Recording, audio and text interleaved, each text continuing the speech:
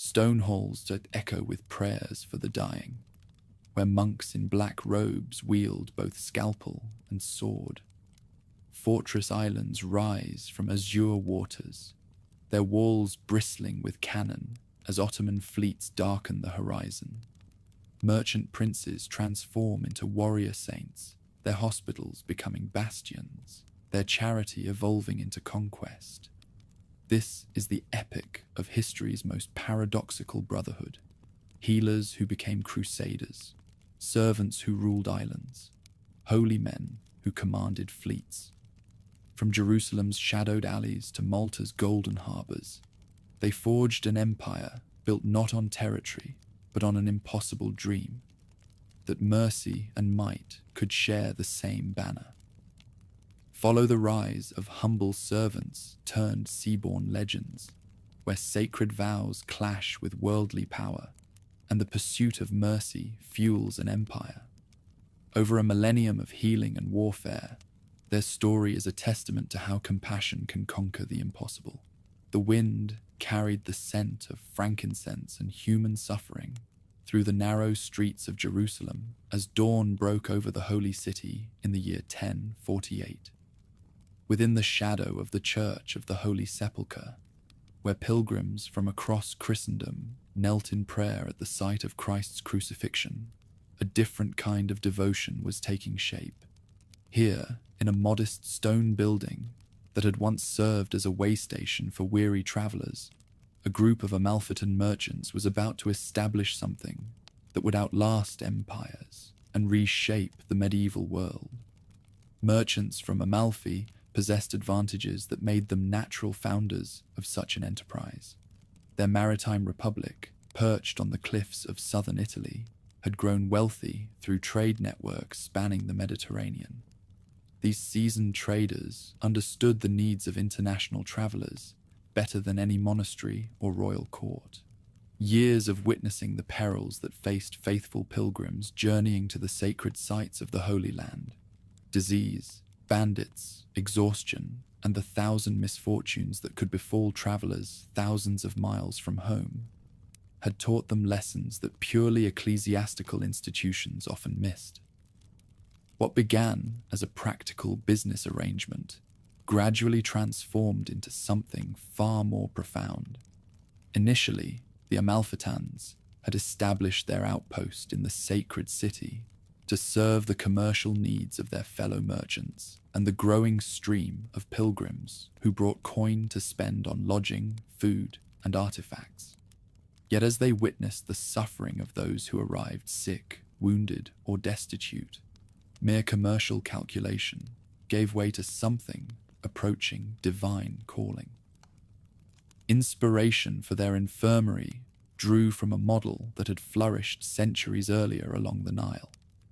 In Alexandria, the sanctuary of St. John the Almsgiver had served travelers and the poor for generations, demonstrating that organized charity could operate on a scale far exceeding what individual monasteries typically attempted. Through their extensive trade connections, the Amalfitan merchants had grown familiar with this Egyptian precedent and recognized the potential for establishing something similar in the ultimate destination for faithful pilgrimage. Near the Church of the Holy Sepulchre, they acquired a modest building that reflected both practical necessity and profound symbolism. Proximity to Christianity's holiest site ensured a steady stream of visitors requiring assistance, while the location itself suggested that caring for the sick and poor constituted an essential component of authentic devotion. More than a charitable institution, the merchants were creating a new model for expressing faith through systematic aid to those in need. From this community of dedicated caregivers emerged Brother Gerard, who became the driving force behind the infirmary's transformation from a simple charitable institution into something approaching a sacred brotherhood. His background remains shrouded in the fragmentary records of an age when most men left little trace of their existence, yet his impact proved both immediate and enduring. Unlike many ecclesiastical leaders of his era, who emphasized contemplation and withdrawal from worldly concerns. Girard understood that authentic spirituality required engagement with human suffering in its most concrete and immediate forms.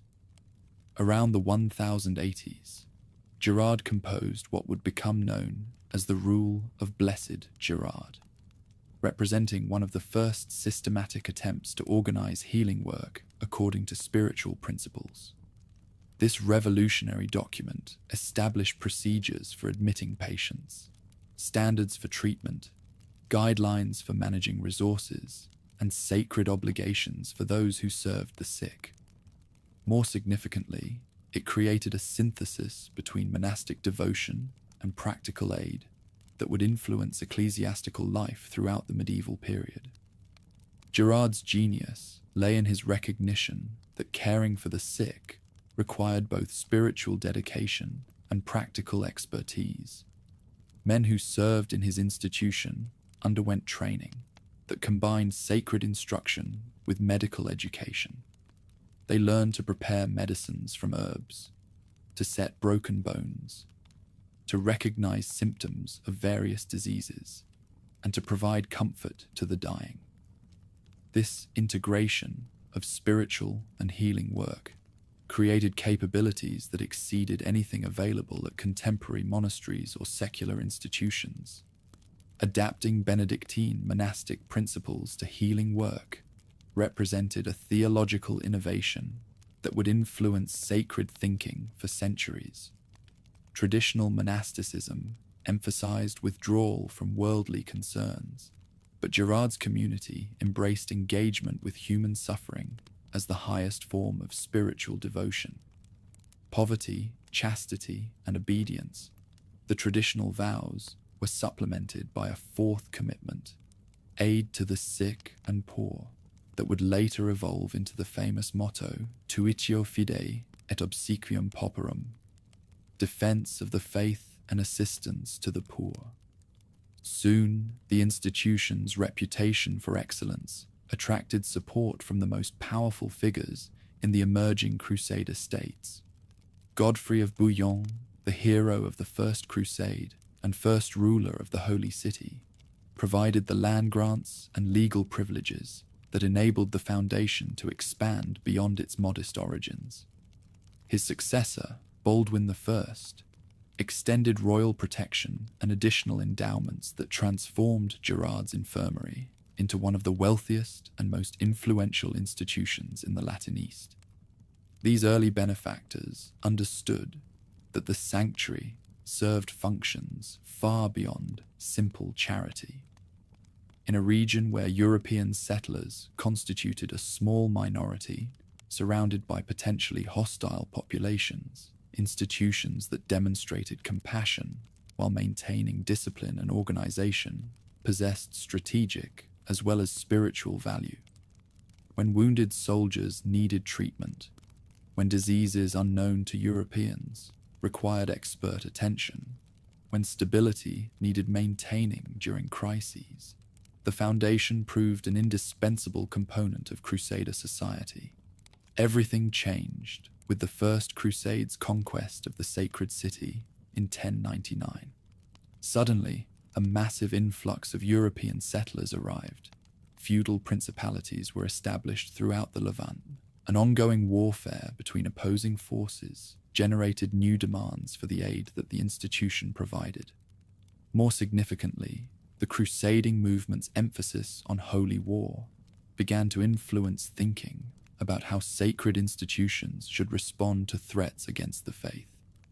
At the Battle of Ascalon in 1099, history witnessed a momentous transformation.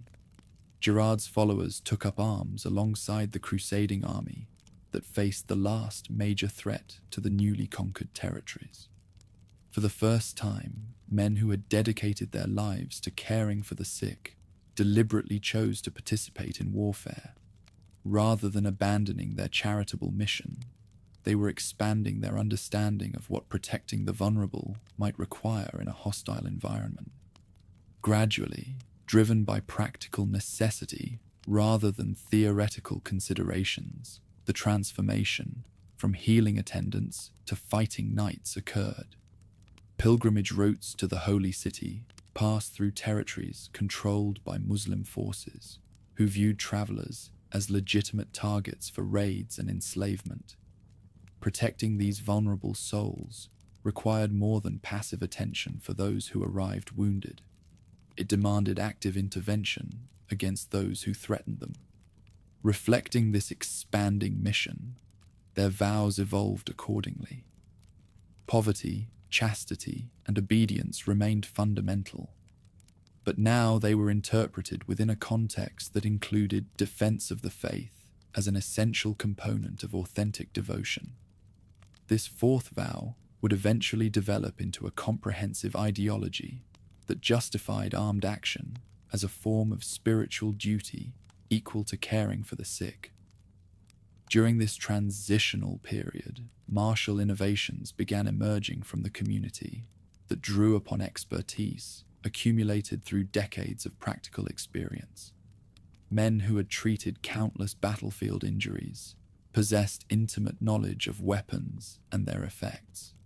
They understood which injuries proved fatal, which could be treated effectively, and what protective equipment offered the best defense against various threats.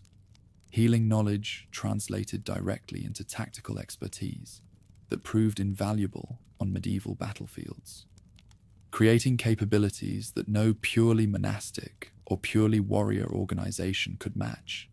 The integration of healing and martial duties proved revolutionary. Gerard's followers, who rode to battle, carried medical supplies and expertise that could save lives during and after combat. Their facilities provided secure bases where wounded soldiers could receive treatment unavailable anywhere else in the region. Most importantly, their dual mission attracted recruits who might have been unwilling to join either a traditional monastery or a purely fighting force. In 1113, papal recognition under Pope Paschal II represented far more than simple acknowledgement of an existing institution. Through the bull Pae Postulatio Voluntatis, the community was established as an independent sacred organization, answerable directly to Rome rather than to local ecclesiastical or secular authorities. This papal privilege created unprecedented autonomy that would enable the Brotherhood to develop its own policies, accumulate vast resources, and expand across multiple kingdoms without interference from local power structures. Broader changes in how the Church understood its role in supporting the Crusader states influenced the timing of papal recognition. Pope Paschal II faced the challenge of maintaining European enthusiasm for the crusading movement while providing practical support for the settlements that had been established in the East. Sacred organizations that combined spiritual devotion with practical aid offered ideal instruments for advancing church interests in the volatile environment of the Latin East. Institutional frameworks that would enable systematic expansion across Europe and the Mediterranean emerged from the formal establishment of the Brotherhood. Papal authorization allowed the creation of commanderies, local foundations that would recruit members, accumulate resources, and channel support toward activities in the Holy Land. This network structure allowed the organization to draw upon the wealth and manpower of the entire Latin world while maintaining unity of purpose and direction. Early conflicts that tested the new organization's martial capabilities provided valuable experience in the realities of warfare in the Eastern Mediterranean. Unlike European battlefields, where opponents typically shared similar equipment, tactics, and cultural assumptions, combat in the Levant required adaptation to enemies who possessed different traditions, superior knowledge of local conditions, and sophisticated siege techniques developed through centuries of regional warfare. Initially, Muslim opponents dismissed Gerard's followers as amateur soldiers whose healing training made them unsuitable for serious combat. This underestimation proved costly, when the men demonstrated that their combination of disciplined organization, practical knowledge, and sacred motivation created fighting capabilities that exceeded those of traditional feudal levies. Their willingness to accept casualties while maintaining formation discipline made them formidable opponents in both siege and field operations, continuing to influence martial development in ways that distinguished it from purely warrior organizations. The community's healing mission drove innovation in battlefield medicine that reduced mortality rates and enabled faster recovery from wounds. Understanding of nutrition, disease prevention, and physical conditioning translated into advantages that became apparent during prolonged campaigns, where health and endurance proved as important as individual fighting skills. Reflecting their scientific approach to problems that other fighting organizations addressed through tradition and instinct alone, Gerard's followers pursued systematic study of enemy tactics and weapons. Men who treated wounds inflicted by various weapons accumulated detailed knowledge about the effectiveness of different technologies. They understood which armor provided optimal protection, which weapons proved most effective in specific circumstances, and which tactical formations minimized casualties while maximizing offensive capability. Throughout this early period, recruitment networks established patterns that would characterize the organization throughout its history. Unlike traditional monasteries that drew primarily from local populations, the Foundation attracted candidates from across Europe who were motivated by the combination of sacred devotion and martial adventure that it offered. Younger sons of noble families who possessed combat training but lacked inheritance prospects found in the Brotherhood. Opportunities for meaningful duty that satisfied both spiritual aspirations and desire for action. Beginning with donations from grateful patients and pilgrims, the economic foundations supporting the organization's expanding activities rapidly grew to encompass systematic support from the European nobility. Kings and princes who had participated in the crusading movement understood the strategic value of maintaining institutions that could provide ongoing support for presence in the East. Their endowments of land, commercial privileges, and monetary grants created the financial base that would enable the Brotherhood to maintain large fighting forces across multiple theaters of operation.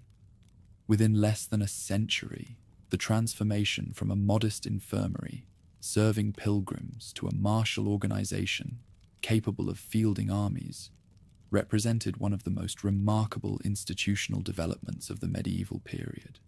Gerard's community of dedicated caregivers had evolved into a brotherhood that combined the spiritual devotion of the finest monasteries with the combat capabilities of the most effective knightly organizations. This synthesis of seemingly contradictory functions created something entirely new in European civilization, demonstrating sophistication that rivaled the governmental institutions of major kingdoms. The administrative systems that emerged to manage the Brotherhood's growing responsibilities influenced administrative practice throughout medieval Europe. Record-keeping procedures, financial management techniques, and communication networks developed within the organization provided models that secular rulers would later adapt for their own purposes. The community's systematic approach to managing complex operations across vast distances established precedents for international organization, resolving contradictions that had long troubled theological thinkers. Innovations that justified the organization's dual mission presented armed action as a form of charitable activity. Traditional theology had emphasized the incompatibility between worldly violence and spiritual devotion, but Gerard's followers developed frameworks that presented protecting pilgrims and defending the Holy Land as acts of mercy comparable to caring for the sick, since both activities served vulnerable populations threatened by forces beyond their control.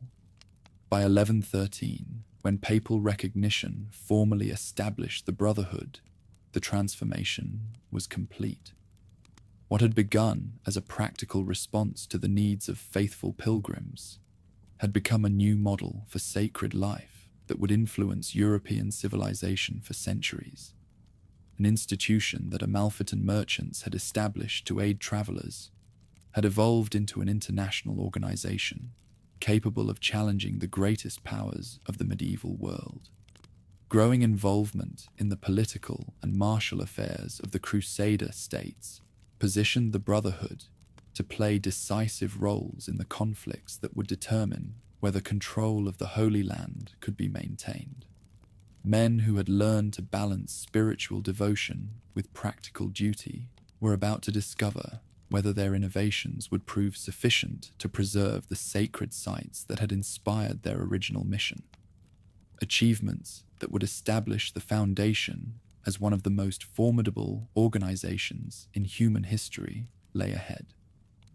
A modest settlement that had sheltered sick pilgrims was about to become the headquarters of a warrior brotherhood whose influence would span continents and endure for nearly a millennium.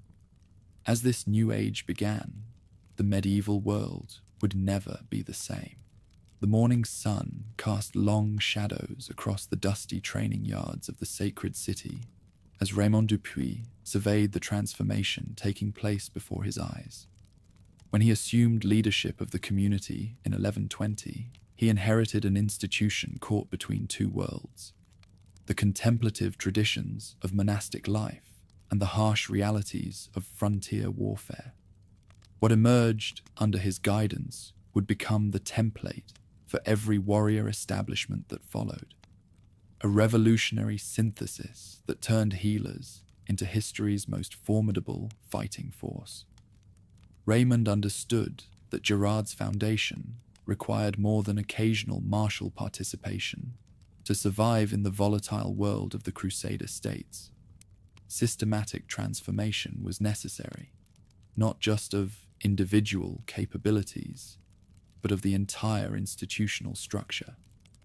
Drawing upon his own experience as both a knight and a devoted caregiver, he began implementing changes that would revolutionize how the community operated while preserving the spiritual mission that had originally inspired its creation. His first innovation addressed the fundamental challenge of maintaining dual commitments to healing and warfare. Rather than forcing every member to master both disciplines equally, Raymond created specialized roles within the knights that allowed men to focus on their particular strengths while contributing to the establishment's overall mission. Some concentrated on perfecting medical techniques and managing the infirmaries, while others devoted themselves entirely to combat preparation and martial duties. This specialization enabled unprecedented levels of expertise in both areas. The healing specialists who remained focused on medical work developed innovations that revolutionized surgical techniques throughout the medieval world. They pioneered new methods for treating battlefield injuries, created sophisticated arrangements for managing large-scale medical facilities, and established instruction programs that produced the most skilled physicians available anywhere in the Latin East. Meanwhile, the warriors who concentrated on martial pursuits became legendary for their discipline, courage, and tactical sophistication. Unlike traditional knights who learned combat through informal apprenticeships and battlefield experience, these men underwent systematic preparation that emphasized coordination, endurance, and the specialized techniques required for assault warfare. Their black surcoats emblazoned with white crosses became symbols of unyielding determination that struck fear into enemies throughout the region. Yet Raymond's most significant contribution lay in his recognition that effective protection of the Crusader states required more than individual excellence. It demanded calculated thinking on a scale that no previous generation had attempted. The scattered cities and strongholds of the Latin East needed coordinated safeguarding that could respond rapidly to threats emerging from any direction. Creating such a protective network required resources, planning, and architectural capabilities that would test every aspect of the establishment's developing capabilities. The solution emerged in the form of the greatest fortification building program the medieval world had ever witnessed. Beginning with modest renovations of existing structures, Raymond's architects gradually developed the expertise necessary to construct entirely new bulwarks, designed specifically for the unique challenges of warfare in the Levant. These massive stone complexes would become the backbone of protection for over a century. Crac de Chevalier rose from a calculated hilltop in Syria as the crown jewel of this protective arrangement. When building began in the 1140s, the site commanded crucial routes connecting the coast with inland territories, making it an ideal location for monitoring and controlling movement throughout the region. What emerged over the following decades represented the pinnacle of medieval fortification architecture, a concentric citadel design that incorporated every lesson learned from centuries of assault warfare. The stronghold's outer walls, some sections rising over 30 meters in height, were designed to withstand the most sophisticated attack techniques available to contemporary armies. Massive towers provided overlapping fields of fire that could sweep any approach with devastating crossbow volleys, while carefully planned gates and passages created killing zones where attackers would find themselves trapped under concentrated fire from multiple directions.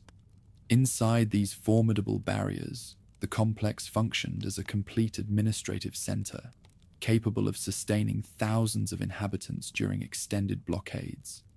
Enormous cisterns collected rainwater and stored supplies sufficient for years of isolation, while workshops produced everything from weapons and armor to the medicines needed for treating wounded defenders. Most remarkably, the citadel included facilities for continuing the community's healing mission, even during wartime conditions. Belvoir, erected on the Jordan River's western bank, demonstrated how stronghold design could be adapted to different calculated requirements.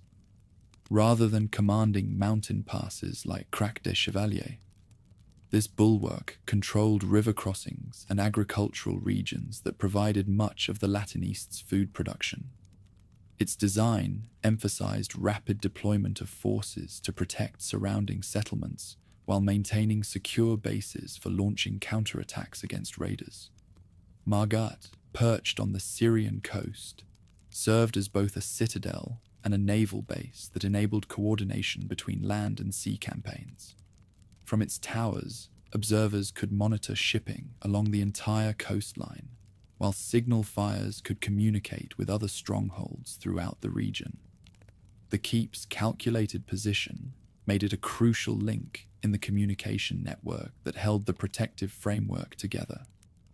Chastel Rouge, controlling approaches from the Damascus region, represented the furthest extension of the knight's safeguarding perimeter.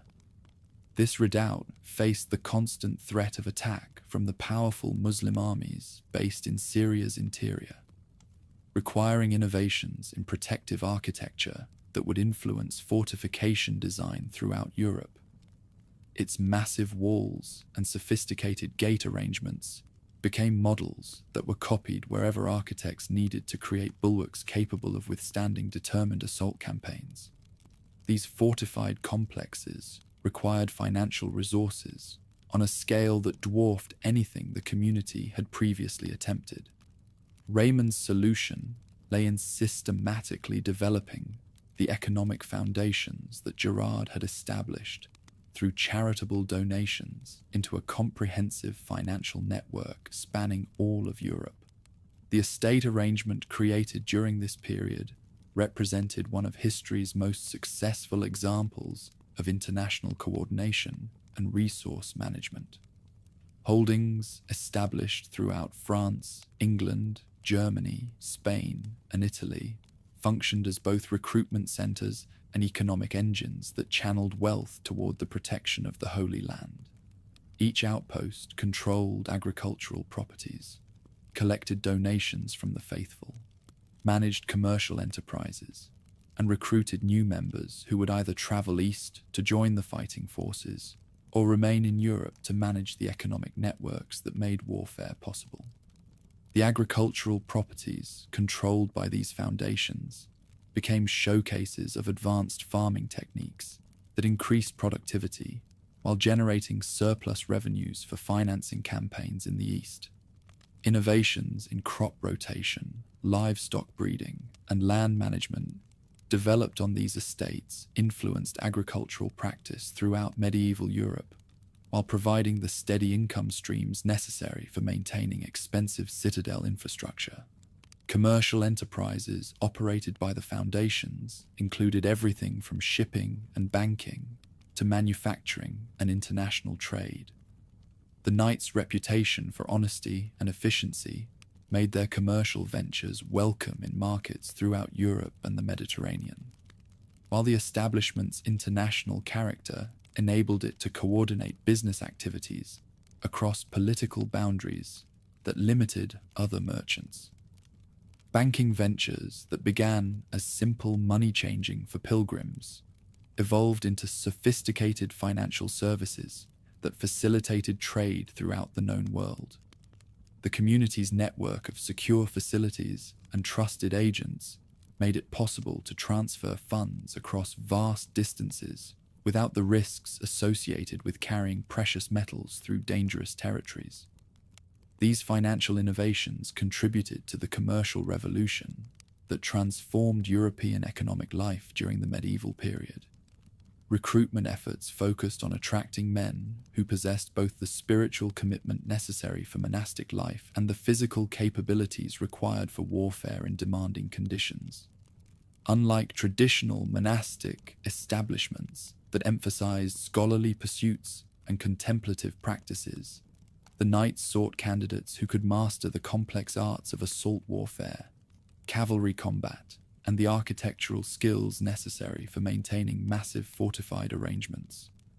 Instruction programs developed during Raymond's leadership established standards for martial excellence that influenced knightly education throughout Europe. New recruits underwent months of intensive drilling in weapons handling, tactical coordination, and the specialized techniques required for assault campaigns. They learned to operate investment engines, coordinate cavalry charges, and fight effectively in the close-quarters combat that characterized citadel warfare. Medical preparation remained an essential component of education for all members, regardless of their primary specialization. Even the most dedicated warriors learned basic healing techniques that could save lives in battlefield conditions, while those focused on medical duties received instruction in protective combat that would enable them to protect their patients during blockade conditions. This cross-preparation created unprecedented versatility that gave the knights significant advantages over opponents who lacked such comprehensive readiness. The rivalry and cooperation that developed between the community and the Knights Templar created a dynamic that would influence both establishments throughout their existence in the Holy Land. Initially, the two groups worked together effectively, with the Templars focusing on protecting pilgrimage routes while the Knights concentrated on defending the major fortified arrangements. However, as both institutions grew in power and influence, competition for resources and calculated control created tensions that sometimes undermined collaborative efforts. Specific incidents illustrated both the potential for cooperation and the dangers of rivalry between these powerful institutions. During the protection of Ascalon in 1153, coordinated campaigns between the two groups demonstrated how effective they could be when working toward common objectives. However, disagreements over strategy during the disastrous venture that led to the Battle of Hattin revealed how institutional rivalry could compromise martial effectiveness. Joint ventures against common enemies showcased the combined capabilities that made the two establishments the backbone of Latin East protection. When Saladin launched his systematic campaigns against the Crusader states, both groups participated in safeguarding efforts that demonstrated unprecedented levels of tactical sophistication and calculated coordination. Their citadel networks, communication infrastructure, and professional fighting forces represented the most advanced martial coordination available anywhere in the medieval world. The innovations in assault warfare developed during this period revolutionized combat throughout Europe and the Mediterranean. Architects working for the knights pioneered new designs for attack towers, battering rams, and earth-moving equipment that could breach even the strongest fortifications. These technological advances were systematically documented and shared throughout the establishment's network, ensuring that improvements developed in one location could be rapidly implemented wherever they might prove useful. Attack towers built by the community's craftsmen reached unprecedented heights and incorporated innovations that dramatically improved their effectiveness. Mobile wooden structures, rising over 40 meters, enabled attacking forces to fight from elevated positions while protecting assault troops from protective fire. These towers included multiple levels for different types of combat troops, sophisticated mechanisms for rapid deployment, and safeguarding features that reduced vulnerability to fire arrows and other protective measures. Battering rams developed during this period could concentrate enormous force against specific targets while protecting the operators from protective fire. The largest of these weapons required teams of over 100 men to operate effectively, but they could breach gates and walls that had previously been considered impregnable.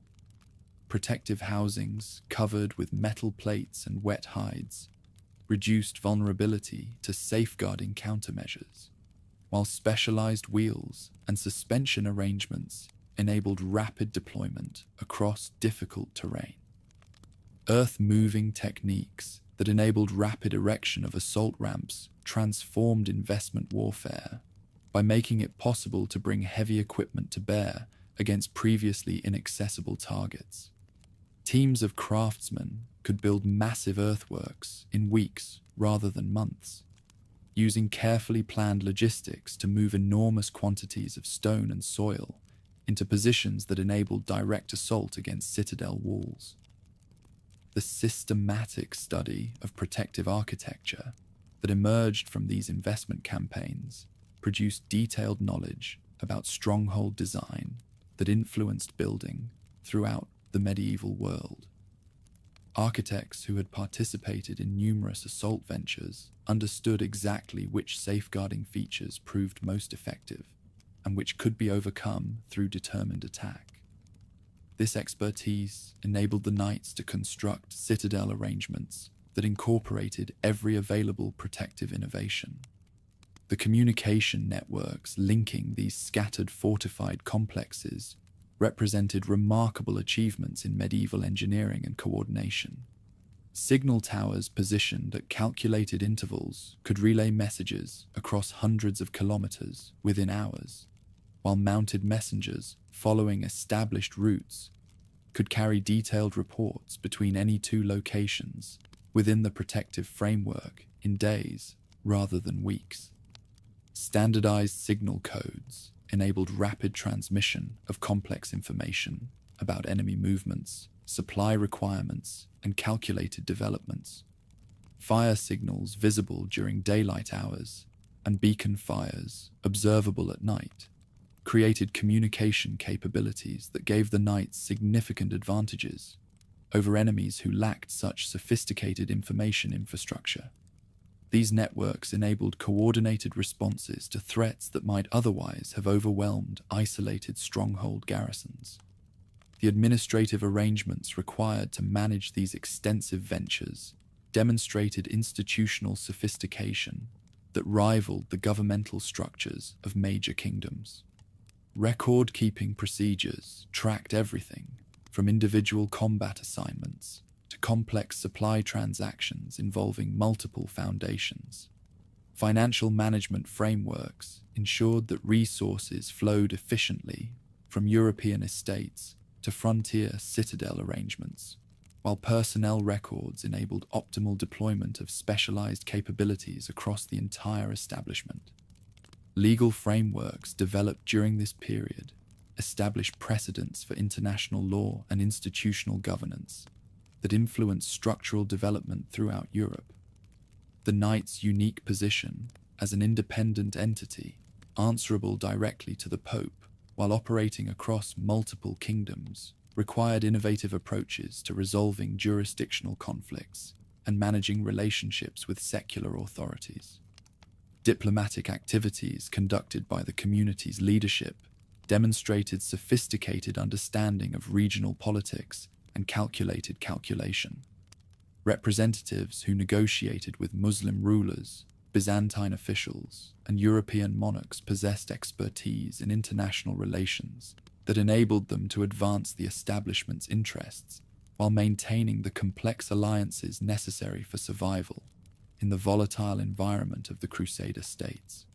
Yet despite these impressive achievements, ominous developments were beginning to threaten the foundations of everything the Knights had built.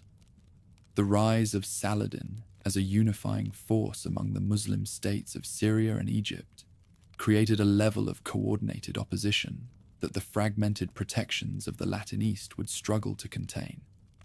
More troubling still, support from Europe was beginning to waver as the initial enthusiasm for crusading gave way to other priorities and concerns.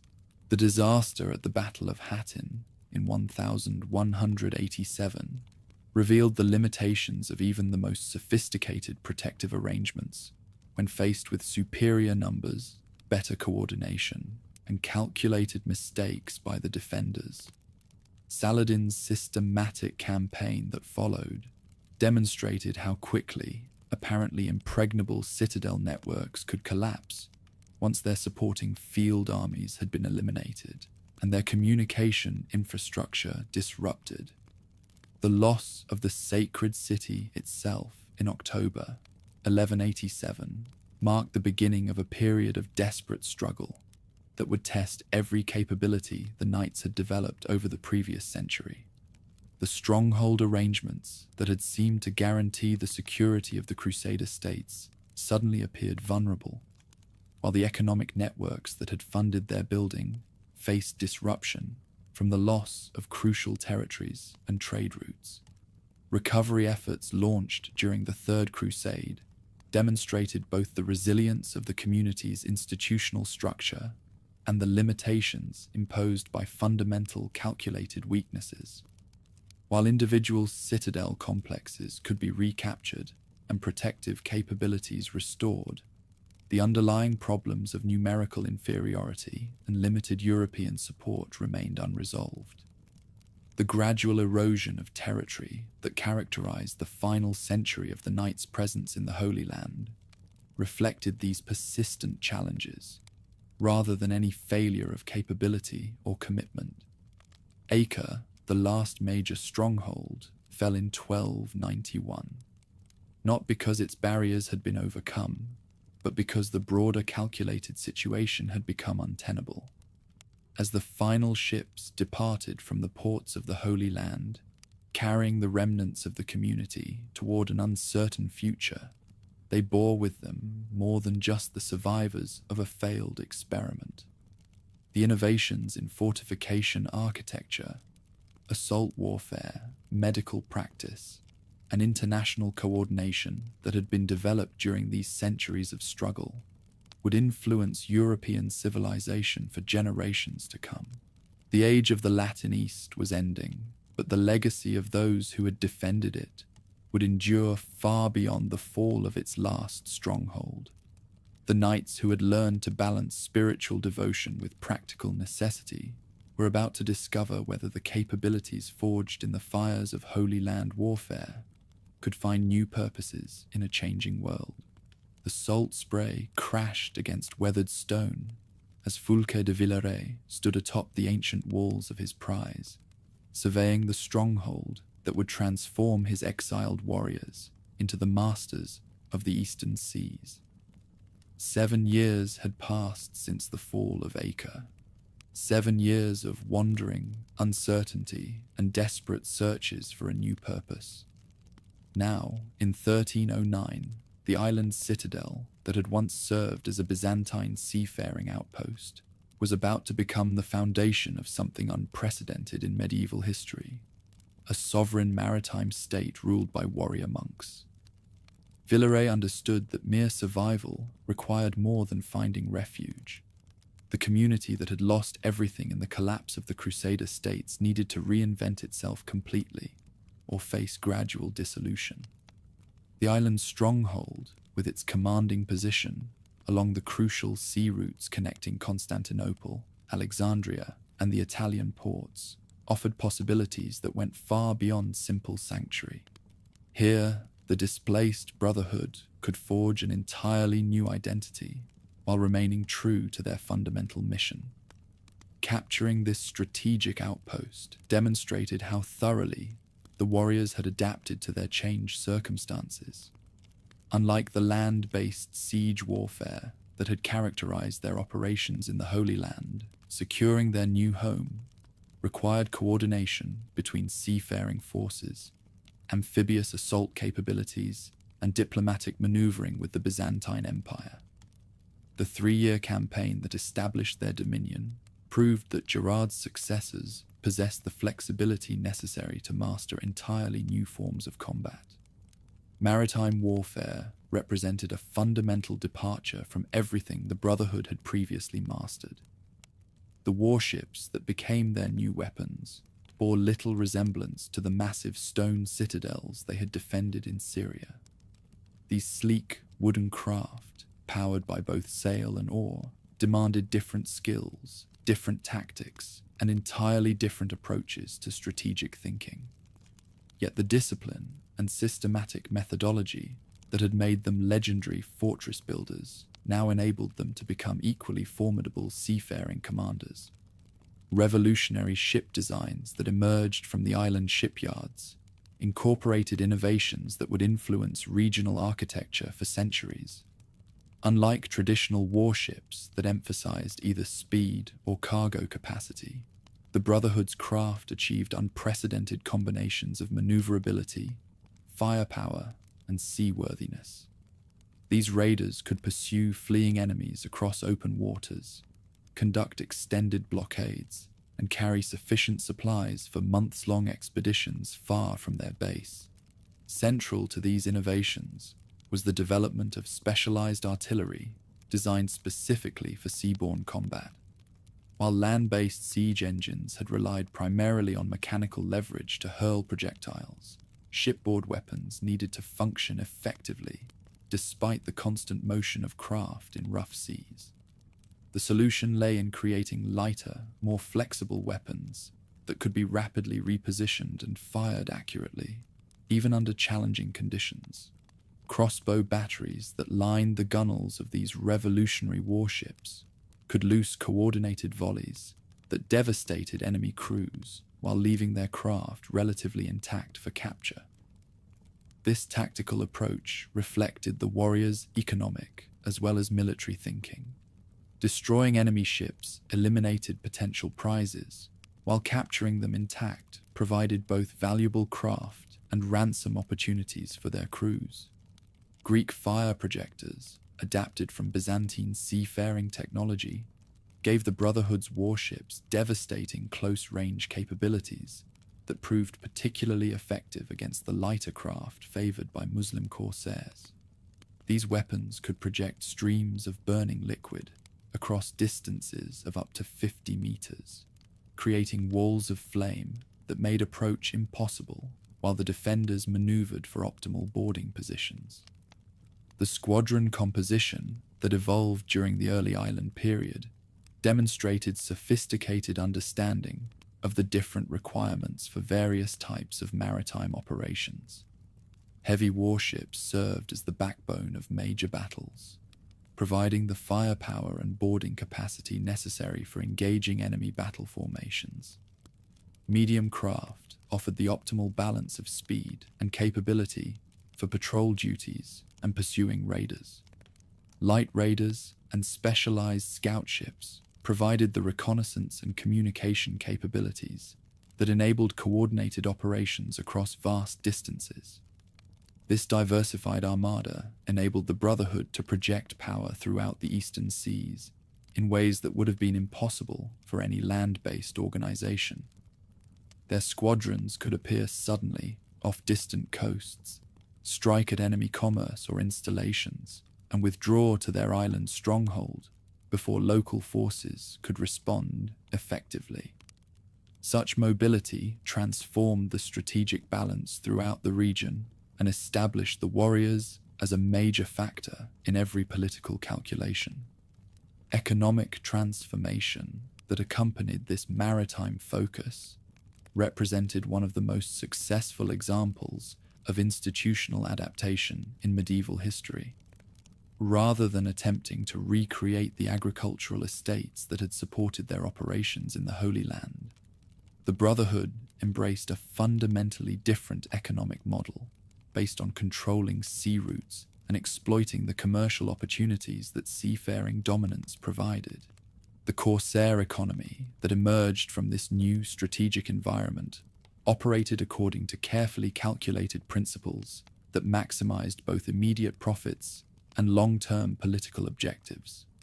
Rather than engaging in random piracy that would have alienated potential allies, the warriors conducted systematic campaigns against Muslim shipping that served broader Christian interests while generating the revenues necessary for maintaining their maritime forces. Captured craft and their cargoes provided immediate income that could be reinvested in shipbuilding, weapons procurement, and crew recruitment. More valuable still were the ransom payments that Muslim merchants and sailors generated, creating steady revenue streams that enabled long-term planning and resource allocation. Most significantly, the intelligence gathered from prisoners and captured documents provided invaluable insights into enemy capabilities, commercial patterns, and political developments throughout the region. Slave markets that operated under Brotherhood supervision on the island became major commercial centers that attracted buyers from throughout the Christian world. These markets operated according to established legal frameworks that regulated prices, ensured humane treatment of captives, and provided mechanisms for negotiating releases. The profits generated by these operations funded everything from ship construction to charitable activities that maintained the warrior's reputation for principled conduct. The Lang system that governed internal organization represented a remarkable innovation in international coordination that enabled effective management of a truly multinational military force. The 8 tongues, Provence, Auvergne, France, Italy, Aragon, England, Germany, and Castile, each contributed specific capabilities while maintaining their distinct cultural identities within the larger organizational framework.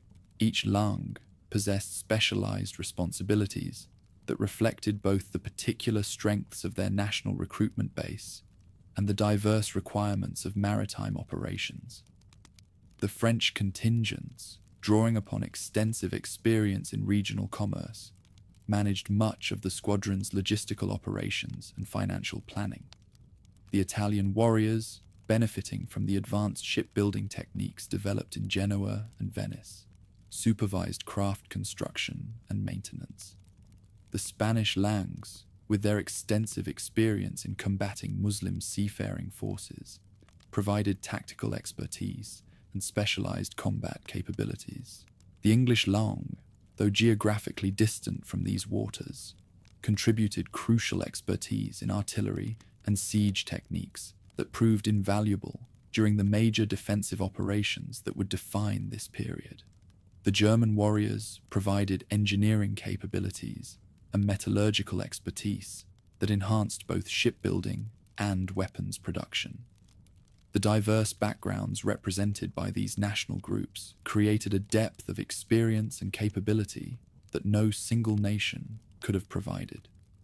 The auberge system that housed each lung within the island capital created a unique urban environment that functioned simultaneously as a military base, commercial center, and international diplomatic capital.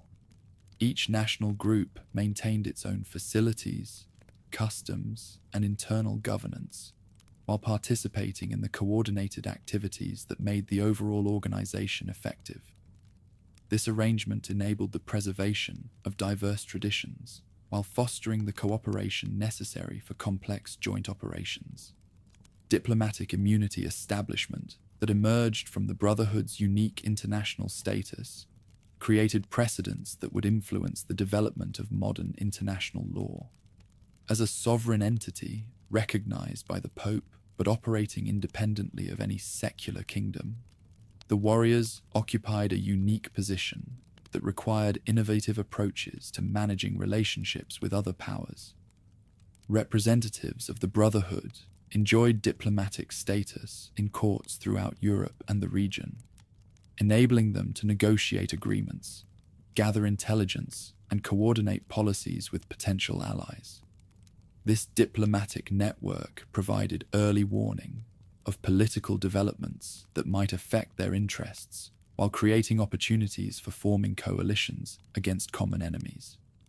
Treaties negotiated during this period established principles for maritime law, prisoner treatment, and commercial regulation that influenced international relations throughout these waters.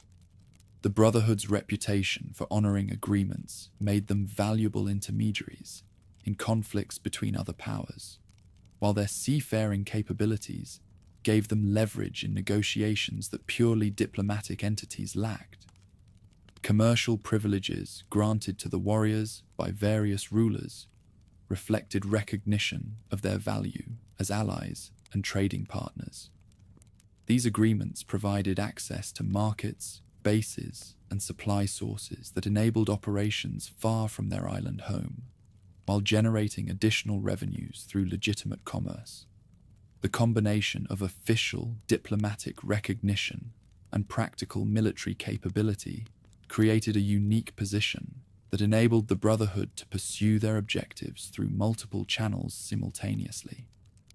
Fortification of the island itself represented the culmination of centuries of experience in defensive architecture, adapted to the unique requirements of a citadel that needed to withstand both land and sea assault.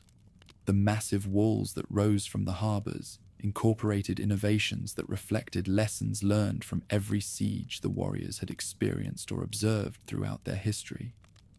Harbor defenses that protected the crucial bases demonstrated sophisticated understanding of the specific challenges posed by amphibious assault operations. Underwater obstacles and carefully positioned artillery batteries created overlapping fields of fire that could devastate attacking squadrons while protecting friendly craft entering or leaving port. These defensive systems enabled the Brotherhood to maintain their supremacy even when facing numerically superior enemies. The palace complex that served as the administrative center of this maritime state rivaled the governmental facilities of major European kingdoms. Its archives contained detailed records of operations, commercial transactions, diplomatic correspondence, and intelligence reports that enabled effective coordination of activities across the entire regional basin. The bureaucratic systems developed to manage these complex operations influenced administrative practice throughout Europe. The Grand Master's Court became a center of international diplomacy that attracted representatives from every major power in the region. The wealth generated by seafaring operations, the strategic importance of the island's position, and the military capabilities of the warriors made their alliance valuable to rulers from England to Ethiopia. This diplomatic prominence enhanced the Brotherhood's ability to gather intelligence, negotiate favorable agreements, and coordinate policies with potential allies. Cultural flowering that accompanied this period of prosperity demonstrated how military success could support intellectual and artistic achievement. The warriors patronized scholars, artists, and craftsmen whose work reflected the cosmopolitan character of their maritime empire.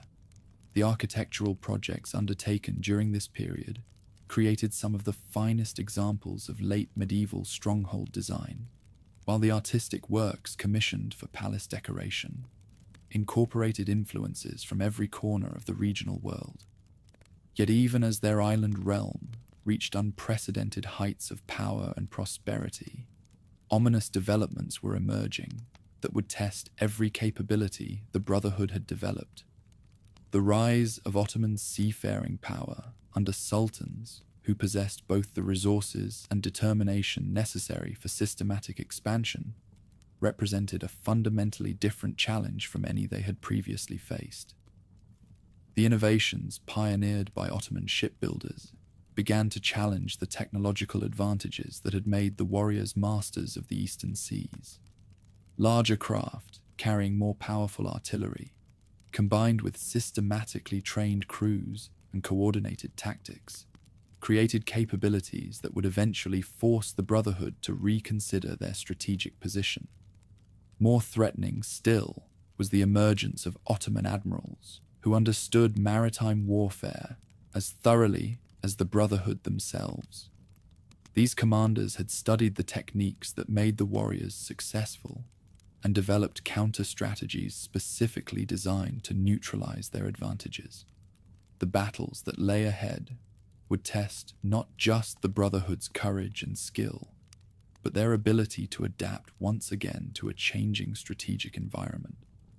The first major test came in 1480, when Mehmed II launched a massive assault that represented the most serious threat the island had faced since the warriors' arrival.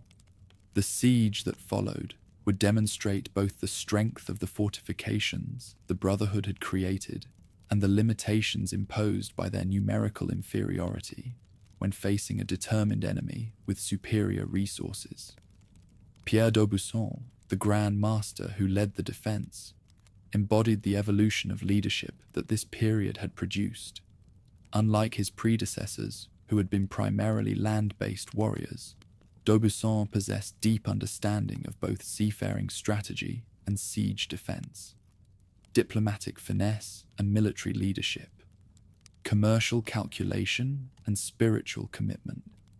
His leadership during the 1480 siege would establish principles that would guide the Brotherhood through the challenges ahead.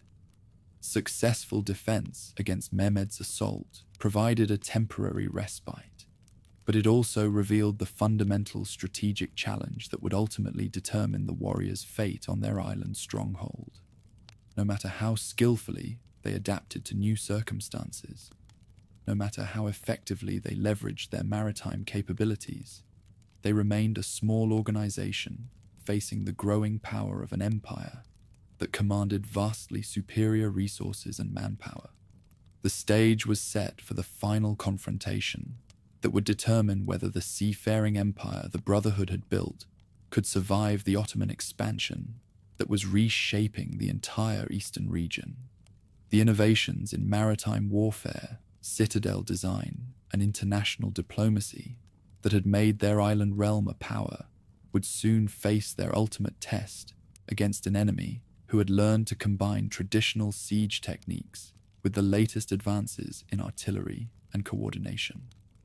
When Suleiman the Magnificent finally arrived with the largest armada ever assembled against the island's stronghold, the warriors who had mastered the art of maritime dominance would discover whether their innovations in defense could withstand the ultimate test of Ottoman determination and overwhelming force.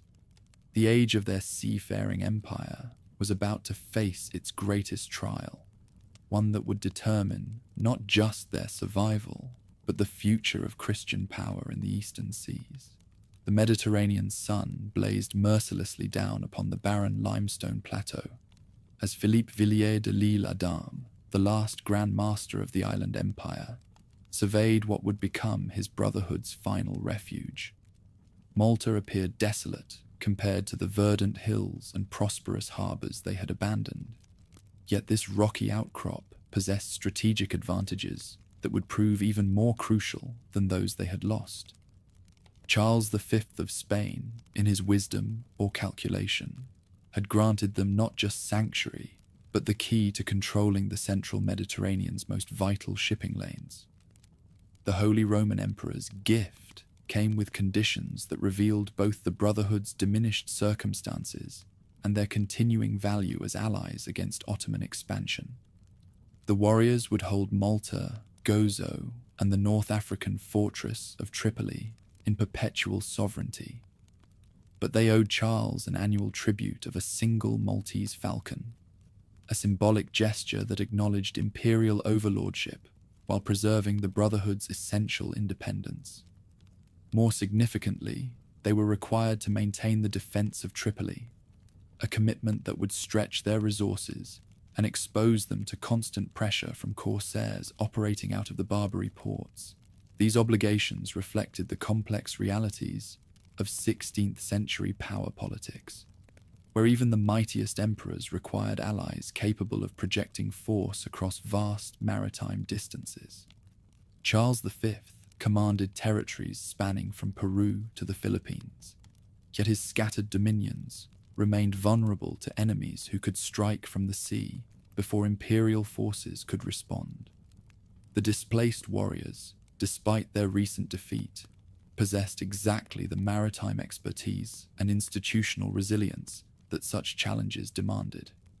Strategic importance of their new home became apparent as soon as the Brotherhood's engineers began surveying the harbors and coastlines. Malta's position, astride the shipping routes connecting the western and eastern basins of the inland sea, meant that any power controlling the island could monitor and influence commerce throughout the region. More crucially, Malta lay directly across the path that Ottoman expeditions would need to follow when striking westward towards Sicily, Naples, or the Spanish mainland. The Grand Harbour, carved deep into the island's limestone heart, provided natural protection for even the largest warships, while offering multiple defensive positions that could be fortified against assault from land or sea. The surrounding heights commanded every approach to the anchorage, creating opportunities for overlapping fields of fire that would make any attack extremely costly. Most remarkably, the harbour's configuration enabled defenders to control access through relatively narrow channels that could be blocked or defended by small numbers of determined troops. Rebuilding efforts began immediately upon the Brotherhood's arrival, driven by the urgent recognition that their survival depended on transforming this rocky refuge into an impregnable bastion before their enemies could organize a systematic assault. Unlike their predecessors who had inherited existing fortifications on their island stronghold, the warriors faced the challenge of creating an entirely new defensive system adapted to the latest developments in siege warfare and artillery technology. The fortress island that emerged from these construction efforts represented the culmination of medieval military architecture, enhanced by Renaissance innovations in artillery placement and geometric design. Italian engineers, working alongside the Brotherhood's own master builders, created interlocking defensive systems that could concentrate devastating firepower against any conceivable attack, while providing secure positions for the defenders, even under the heaviest bombardment. Fort St. Elmo, constructed on the narrow peninsula that commanded the entrance to Grand Harbour, became the keystone of this defensive network. Though relatively small compared to the massive citadels the Brotherhood had built in their previous territories, this star-shaped fortification incorporated every lesson learned from 2 centuries of siege warfare. Its angular bastions, designed according to the latest Italian geometric principles, deflected cannonballs while providing optimal positions for defensive artillery. Underground galleries honeycombed the bedrock beneath the fort, creating secure passages for moving ammunition and troops, while enabling devastating surprise attacks against besiegers. The sophisticated gate systems incorporated multiple drawbridges, murder holes, and overlapping fields of fire that created killing zones where attackers would find themselves trapped under crossfire from multiple directions. Most ingeniously, the fort's design included sally ports hidden within the bastions that allowed small groups of defenders to emerge suddenly behind enemy positions, disrupting assault formations when they were most vulnerable. The engineering challenges involved in constructing these fortifications on solid limestone required innovations that influenced military architecture throughout Europe. Traditional earth and timber defensive works, though easier to build, would have provided inadequate protection against the heavy artillery that Ottoman forces could bring to bear.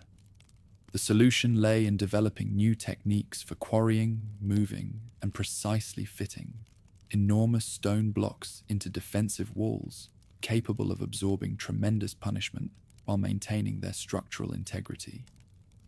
Water supply systems that supported these defensive complexes represented triumphs of engineering that ensured the fortifications could withstand extended sieges even in Malta's arid climate. Elaborate cisterns carved directly into the living rock collected and stored rainwater with such efficiency that the defenders could maintain thousands of troops throughout prolonged campaigns. These water management systems, combined with carefully planned storage facilities for food and ammunition, created the logistical foundations necessary for sustaining major defensive operations. During this period of frantic preparation, a new enemy emerged, whose capabilities would test every aspect of the Brotherhood's developing defensive systems. Dragut Pasha, the Ottoman admiral, whose tactical brilliance and intimate knowledge of the region's waters made him the most feared corsair commander of his age, began systematically probing the island's defenses while establishing bases throughout the central Mediterranean that could support larger operations. Dragut's approach to warfare combined the traditional Ottoman emphasis on overwhelming force with innovative tactics specifically designed to exploit the weaknesses of isolated fortress systems. Rather than relying solely on direct assault, he pioneered techniques for disrupting supply lines, corrupting local populations, and coordinating simultaneous attacks from multiple directions that could overwhelm even the most sophisticated defenses. The Corsair admiral's raids against Malta's outlying settlements and shipping demonstrated both his tactical sophistication and the strategic challenge facing the Brotherhood. These attacks served multiple purposes. They gathered intelligence about defensive preparations, tested the responsiveness of the garrison, disrupted economic activities that might support resistance, and established the psychological conditions that would influence behavior during a major siege. More ominously, Dragut's operations revealed the extent to which Ottoman naval power had evolved since the Brotherhood's departure from their former stronghold. The warships under his command incorporated the latest advances in artillery technology, enabling them to engage coastal fortifications on equal terms, while maintaining the mobility advantages that made them so difficult to counter. These vessels could appear suddenly off any section of Malta's coastline, deliver devastating bombardments, and withdraw before defensive forces could respond effectively. Intelligence gathered through these probing operations provided Ottoman planners with detailed knowledge of Malta's defensive capabilities, garrison strength, and logistical vulnerabilities. Dragut's reports to Constantinople described exactly which fortifications posed the greatest threats, which approaches offered the best opportunities for successful assault, and what resources would be required for a campaign designed to eliminate the Brotherhood's presence permanently. The grand strategy that emerged from Ottoman planning sessions reflected sophisticated understanding of the challenges involved in capturing a well-fortified island defended by experienced troops with nowhere to retreat. Rather than attempting a single, overwhelming assault, Ottoman commanders developed a systematic approach that would methodically eliminate defensive positions while maintaining continuous pressure that would exhaust the defenders' resources and morale. When Suleiman the Magnificent finally committed the full resources of his empire to eliminating the Maltese threat in 1565, the force assembled represented the largest military expedition the Ottomans had ever directed against a single target. Over 40,000 troops supported by 180 ships created an armada whose size shocked observers throughout Europe and demonstrated the Sultan's determination to eliminate this obstacle to Ottoman expansion once and for all. The Great Siege that began on May 18th, 1565, would become one of history's most celebrated defensive campaigns, a 4-month struggle that would determine not just the Brotherhood's survival, but the balance of power throughout the Mediterranean world. Jean Parisot de Valette, the Grand Master who led the defense, embodied the martial virtues and strategic vision that 2 centuries of warfare had refined within the Brotherhood's leadership. Valette's approach to the coming siege reflected both the lessons learned from previous defeats and innovations, specifically adapted to Malta's unique defensive opportunities. Rather than attempting to defend every position equally, he concentrated his forces at key points while creating multiple fallback positions that would enable continued resistance, even if major fortifications fell to enemy assault. The opening phases of Ottoman attack focused on Fort Saint Elmo, whose position commanding the harbour entrance made it essential for any successful invasion. The fortress's small garrison, though vastly outnumbered, possessed advantages that would prove crucial throughout the siege. Intimate knowledge of their defensive positions, carefully prepared ammunition supplies, and the unshakable conviction that their survival depended on holding their ground, regardless of the odds. The siege of Fort St. Elmo became a masterpiece of tactical innovation that demonstrated how determined defenders could extract enormous costs from apparently overwhelming attackers.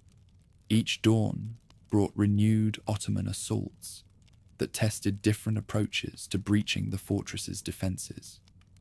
Turkish engineers constructed massive earthworks on Mount Siberys, positioning heavy artillery pieces that could fire down into the fort's courtyards. The defenders responded by creating covered walkways and reinforcing vulnerable positions with sandbags and timber, adapting their defensive arrangements daily to counter new threats. The most desperate moment came during the failed Ottoman night assault of June 16th, when Turkish troops managed to plant their banners on the fortress walls before being driven back in savage hand-to-hand combat. Captain Miranda, commanding the garrison, personally led the counterattack that threw the Turks back into the ditch, though he paid for this victory with his life. The psychological impact of this near success sent shockwaves through both armies. The Ottomans, because they had come so close yet failed. The defenders, because they realized how precarious their position had become. Underground warfare reached unprecedented sophistication as both sides dug tunnels and counter-tunnels beneath the fortress. Ottoman miners, following techniques perfected during their siege of Constantinople, attempted to place explosive charges beneath the bastions, while the defenders' counter-mining operations sought to intercept and collapse these tunnels. The sound of picks and shovels echoing through the limestone created an eerie soundtrack to the surface fighting, while sudden explosions marked the success or failure of these subterranean battles.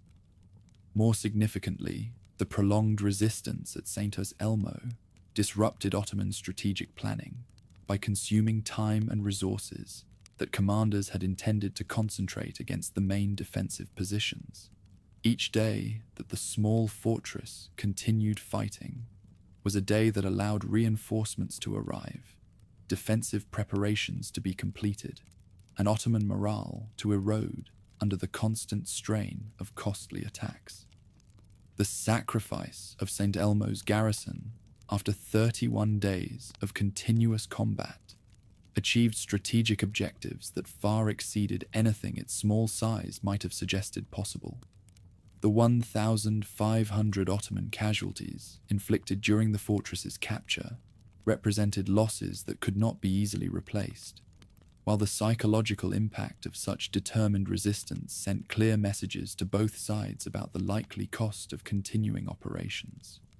More devastating still was the death of Dragut Pasha himself on June 23rd, killed by a stone fragment when a defensive cannonball struck the rocks near his observation post. The master corsair's death demoralized Ottoman forces, while eliminating the one commander who possessed intimate knowledge of Maltese waters and defensive capabilities. His loss forced a complete reorganization of Ottoman naval strategy at the worst possible moment, when coordination between land and sea forces was becoming critical to success.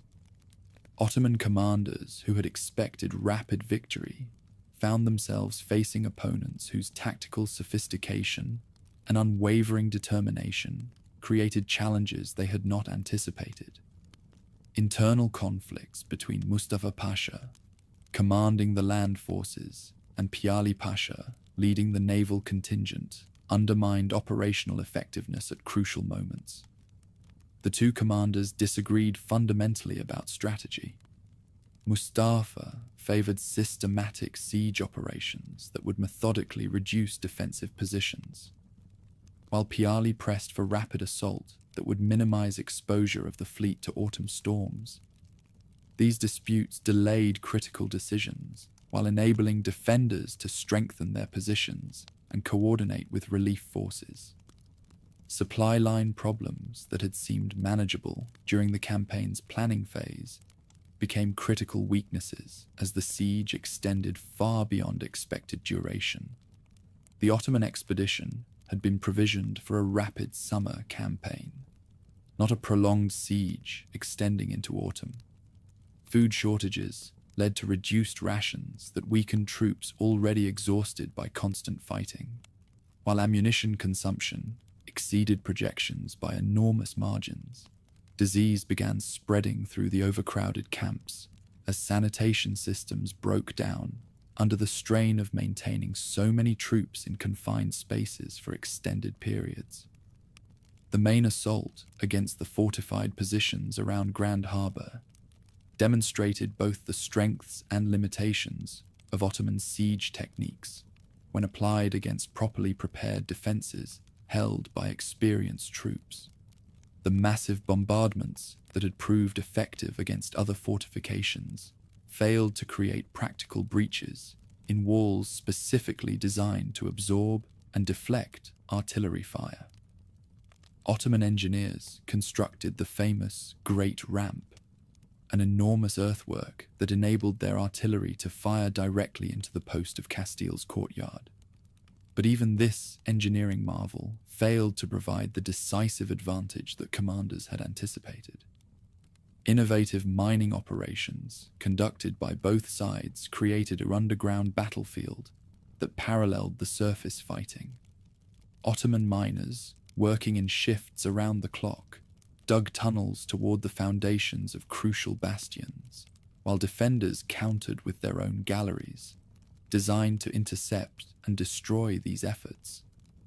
The explosion that marked the collapse of a major Ottoman tunnel on August 18th could be heard across the entire island, while the subsequent collapse killed dozens of Turkish miners and demoralized those who survived. Artillery innovations developed during the siege influenced weapons design throughout Europe. The Ottoman guns firing from Mount Siberys included some of the largest siege pieces ever constructed, capable of hurling stone balls weighing over 300 pounds across the harbour with devastating effect. The defenders responded by developing new techniques for rapid cannon repair and replacement, while their counter-battery fire demonstrated how properly positioned defensive artillery could neutralize even the heaviest siege guns. Engineering techniques developed by the Brotherhood's master builders enabled rapid repair of damage while maintaining the structural integrity of critical defensive positions. Specialized crews working under cover of darkness could rebuild damaged sections faster than Ottoman artillery could destroy them, creating a strategic stalemate that favored defenders operating from secure bases with carefully managed supply lines. The chain stratagem that protected Grand Harbour entrance represented one of the siege's most innovative defensive measures. This massive iron barrier, stretching across the harbour mouth, prevented Ottoman ships from entering the anchorage, while creating opportunities for devastating attacks against vessels attempting to force passage. The psychological impact of this obstacle proved as important as its physical effectiveness, demonstrating the defenders' capacity for creative problem-solving under extreme pressure. Spanish relief preparations that began mobilizing throughout the Western Mediterranean created the strategic context that would ultimately determine the siege's outcome. Don Garcia de Toledo, the Spanish viceroy responsible for coordinating relief efforts, faced the complex challenge of assembling sufficient forces to break the Ottoman siege while ensuring that other Spanish territories remained adequately defended against possible diversionary attacks. His solution involved gathering an 8,000-man relief army composed of Spanish veterans from the Italian wars, Neapolitan troops experienced in amphibious operations, and Sicilian militia familiar with local conditions. The march across Sicily demonstrated the logistical sophistication that enabled Spanish intervention at the optimal moment. Coordinating the movement of such a large force across the island required careful planning of supply depots, medical facilities, and transportation arrangements that tested every aspect of Spanish administrative capability. Most challenging was maintaining operational security while assembling such obvious preparations. Ottoman spies were known to operate throughout Sicily, making it essential to disguise the relief force's true size and intentions until the last possible moment. Coordination with Maltese forces required unprecedented levels of communication between besieged defenders and approaching relief columns. Messenger boats, operating under cover of darkness, carried detailed intelligence about Ottoman positions, defensive capabilities, and optimal landing sites that would enable the relief force to achieve maximum tactical surprise. These communications also enabled defenders to time their operations for maximum coordination with the approaching Spanish intervention. Throughout the siege, the Maltese civilian population played crucial roles that proved as important as the professional soldiers' contributions. Women and children worked continuously to maintain supply lines, repair fortifications, and care for wounded defenders. The famous incident of the Maltese women, who carried stones under enemy fire to repair breached walls, demonstrated the depth of popular commitment to resistance. Local militia, though lacking the professional training of the Brotherhood's troops, possessed intimate knowledge of the island's terrain that proved invaluable for night raids, reconnaissance missions, and the harassment of Ottoman supply lines. Resource management during the 4-month siege tested every aspect of the defenders' organizational capabilities. Water rationing systems ensured that the elaborate cisterns could supply the garrison throughout the extended siege, while food distribution networks maximized the nutritional value of limited supplies.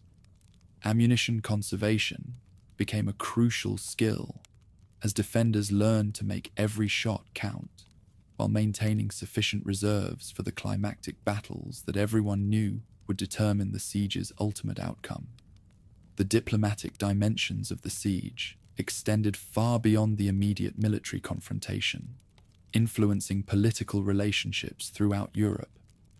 Papal involvement included not just spiritual support, but practical assistance in the form of funds, supplies, and diplomatic pressure on Christian rulers to provide material aid. French neutrality, maintained despite their traditional alliance with the Ottomans, reflected the complex calculations that prevented European powers from fully committing to either side. The siege's outcome would influence Habsburg-Ottoman relations for decades, while demonstrating the continuing relevance of religious considerations in an age increasingly dominated by secular political calculations. Relief force coordination required unprecedented levels of cooperation between Spanish regular forces, Italian mercenaries, Maltese militia, and the Brotherhood's own troops scattered across various defensive positions. These diverse elements needed to function as a unified force capable of breaking through Ottoman siege lines while maintaining sufficient cohesion to exploit any tactical advantages that successful relief might create. The arrival of the Spanish relief force in September 1565 occurred at the precisely optimal moment when Ottoman morale had been exhausted by months of costly attacks, while their supply lines had been stretched to the breaking point by extended operations far from their bases. The psychological impact of seeing fresh troops advancing against their rear positions proved as devastating to Ottoman commanders as the immediate military threat.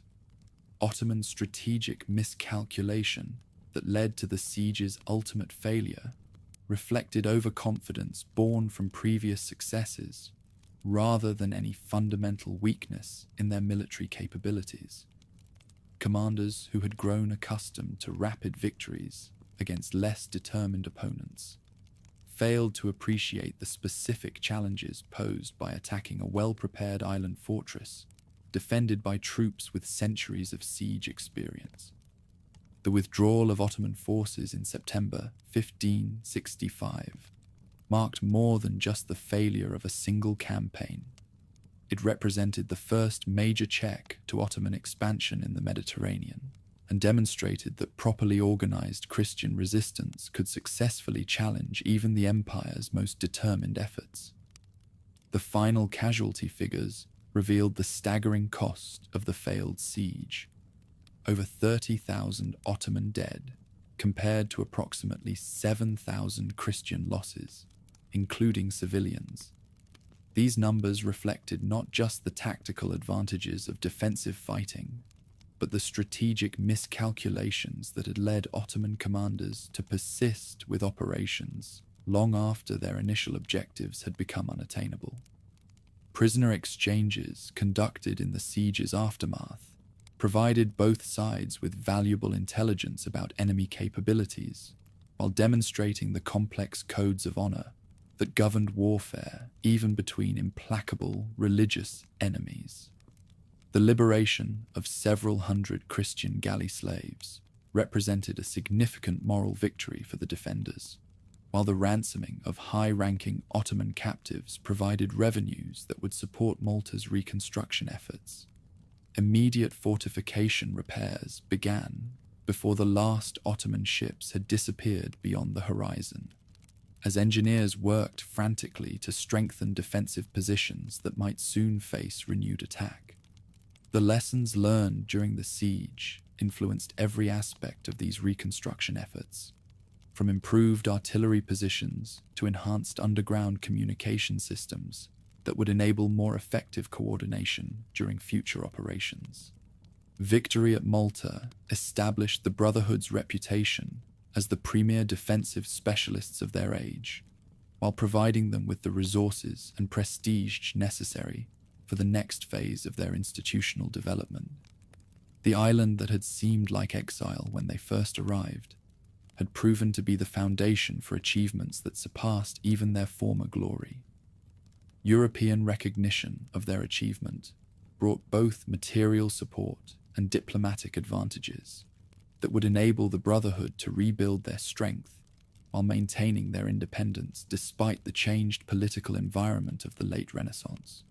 The warriors who had seemed destined for gradual decline had instead demonstrated their continuing relevance in an age of gunpowder and global politics. The lessons learned during the Great Siege would influence military thinking throughout Europe, while establishing tactical principles that would guide fortress design and siege operations for centuries to come.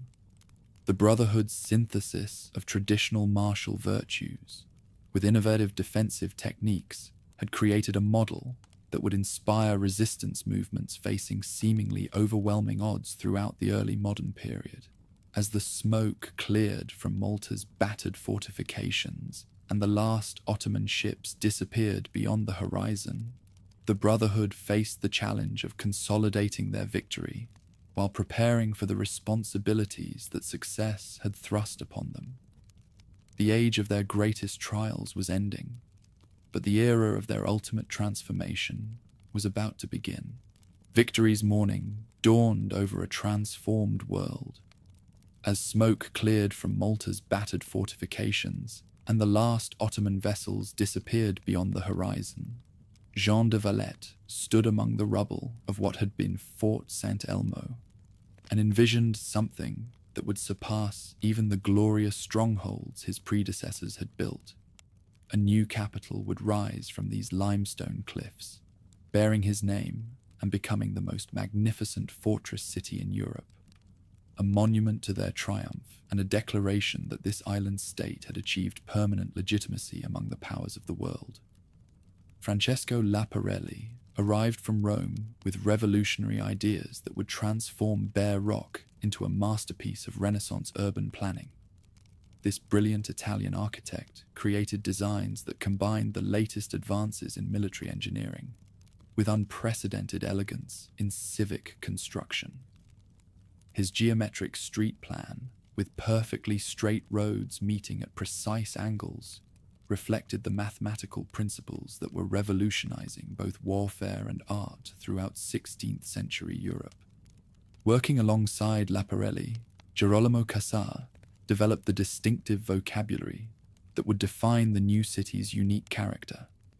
Honey-colored limestone from the very quarries that had provided defensive positions during the Great Siege became the foundation of unprecedented beauty.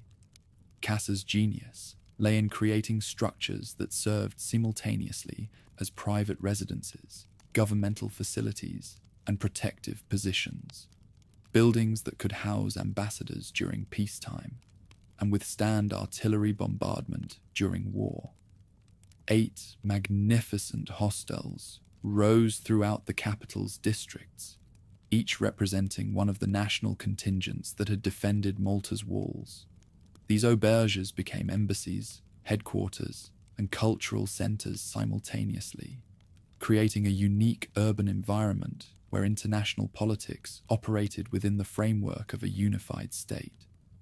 Each national group, Provence, Auvergne, France, Italy, Aragon, England, Germany, and Castile, constructed residences that reflected their distinctive traditions while contributing to the city's overall magnificence.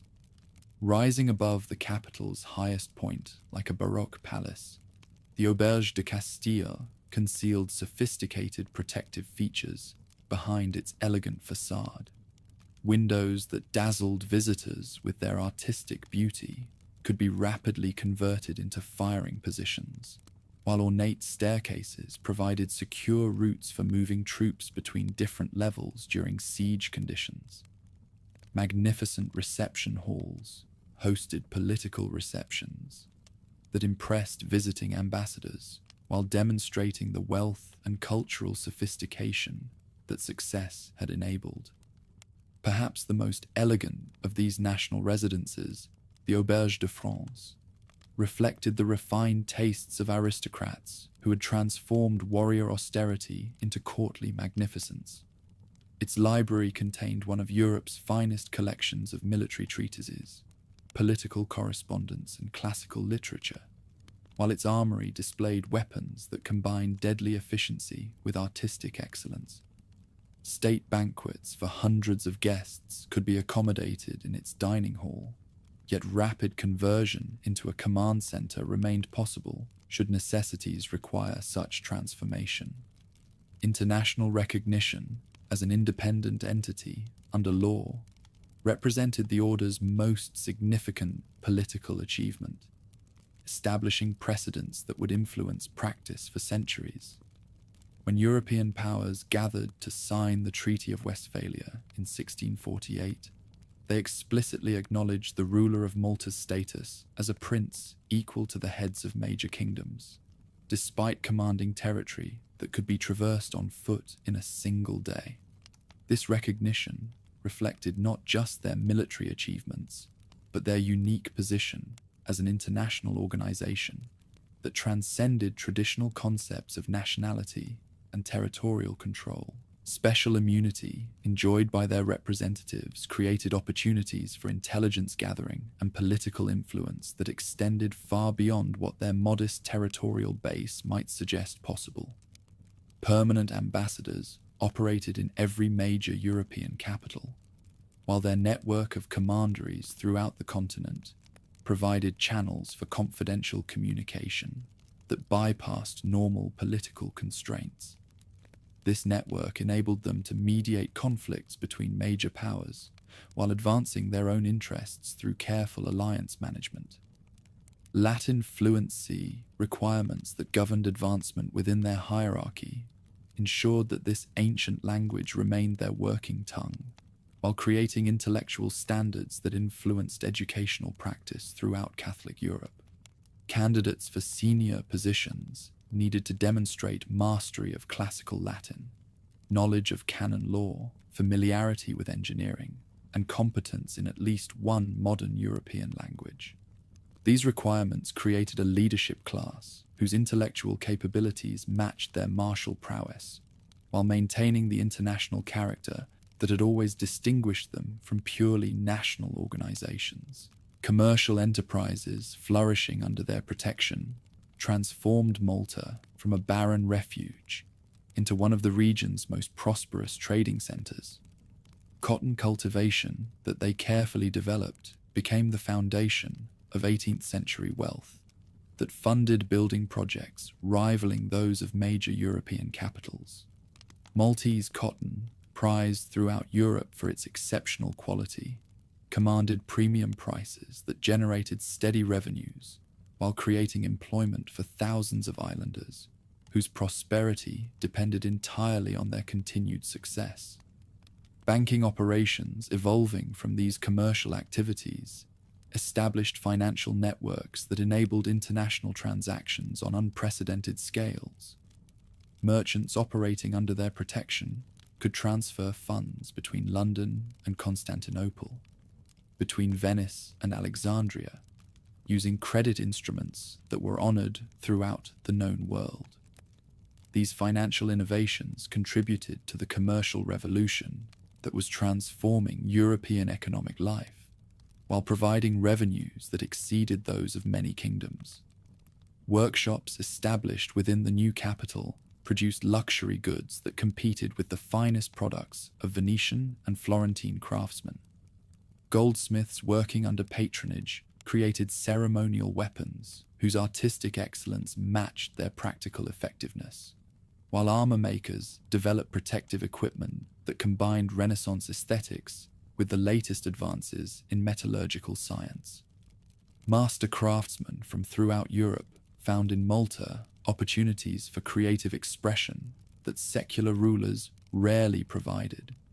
Political activities conducted by their representatives demonstrated sophisticated understanding of European affairs that enabled them to maintain independence despite their precarious position between competing major powers.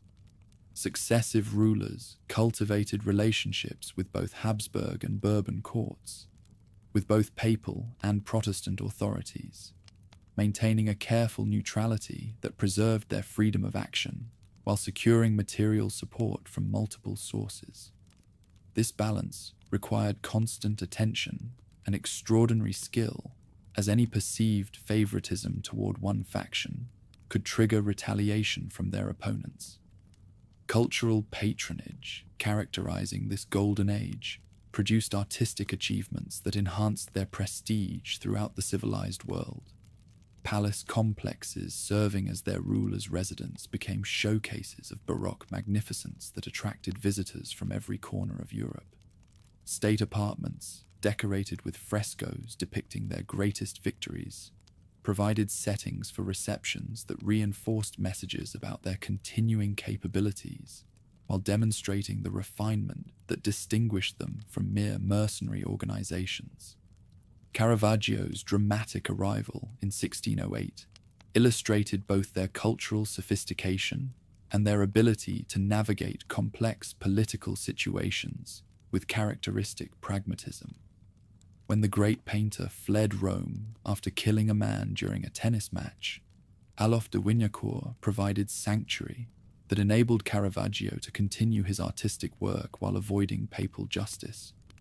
Masterpieces created during his Maltese exile, including his haunting portrait of de Wignacourt and his monumental beheading of St. John the Baptist, enhanced their cultural reputation while demonstrating their willingness to protect artistic genius, regardless of personal moral failings. Corsair operations continuing throughout this period represented the evolution of medieval crusading ideals into early modern commercial warfare, rather than engaging in random piracy that would have alienated potential allies. They conducted systematic campaigns against Muslim shipping that served broader Christian interests while generating substantial revenues. These operations required sophisticated intelligence networks, careful coordination, and advanced technologies that maintained their reputation as the sea's premier maritime force. Squadron innovations pioneered under their command influenced strategy throughout Europe. Their vessels combined traditional designs with Atlantic innovations, creating ships capable of both sustained ocean voyages and the rapid maneuvers required for effective corsair operations. Integration of artillery, boarding capabilities, and reconnaissance functions produced platforms that could engage any conceivable enemy, while maintaining the flexibility necessary for diverse mission requirements. Prize courts established in their capital operated according to legal frameworks that balanced their commercial interests with the necessities of maintaining relationships with neutral powers. These tribunals developed precedents for maritime law that influenced international legal practice, while ensuring that captured vessels and cargoes were distributed according to principles that maintained organizational unity and individual motivation. Profits generated by these operations funded everything from fortress maintenance to charitable activities that preserved their reputation for principled conduct. Internal tensions emerging during the 17th century reflected the challenges of maintaining medieval institutions within the changing political environment of early modern Europe. Conflicts between different national contingents created administrative difficulties while undermining the unity that had traditionally been their greatest strength. French dominance, reflecting their kingdom's emergence as Europe's leading power, generated resentment among other groups who feared the loss of their traditional autonomy within the organizational structure. Reform movements that periodically emerged attempted to address these tensions while adapting traditional practices to contemporary requirements. Proposals for restructuring the national system, modifying recruitment procedures, and updating tactical doctrines reflected recognition that survival required constant evolution rather than rigid adherence to historical precedents. However, implementing such changes proved difficult when they threatened established interests or challenged cherished traditions that defined their distinctive identity. Gradual decline in relevance that characterized the 18th century resulted from fundamental changes in warfare technology and strategic thinking that reduced the importance of fortress-based strategies. Professional armies, equipped with standardized artillery, made traditional siege warfare obsolete, while the emergence of global maritime empires shifted strategic attention away from regional concerns toward Atlantic and Pacific theaters. These developments forced them to reconsider their role in a world where their traditional capabilities no longer provided decisive advantages. Efforts to maintain effectiveness included attempts to modernize equipment, training, and tactical procedures according to contemporary standards. Their engineers studied the latest developments in fortification design, while naval experts investigated innovations in ship construction and gunnery techniques. However, these modernization efforts faced fundamental constraints imposed by limited resources and the continuing requirements of maintaining their traditional commitments to healing activities and representation. Focus shifting towards ceremonial tradition during the later 18th century reflected realistic assessment of their capabilities within the changing international environment, rather than attempting to compete with major powers in areas where they possessed no comparative advantages. Successive rulers emphasized their unique position as neutral mediators who could facilitate negotiations between hostile parties. This specialization enabled them to maintain international relevance while preserving the institutional independence that had always been their most precious asset. Ceremonial innovations developed during this period enhanced their prestige, while creating opportunities for demonstrating their continuing significance to European political life. State visits by foreign dignitaries became elaborate productions that showcased the capital's magnificence, while reinforcing messages about their wealth, sophistication, and international connections.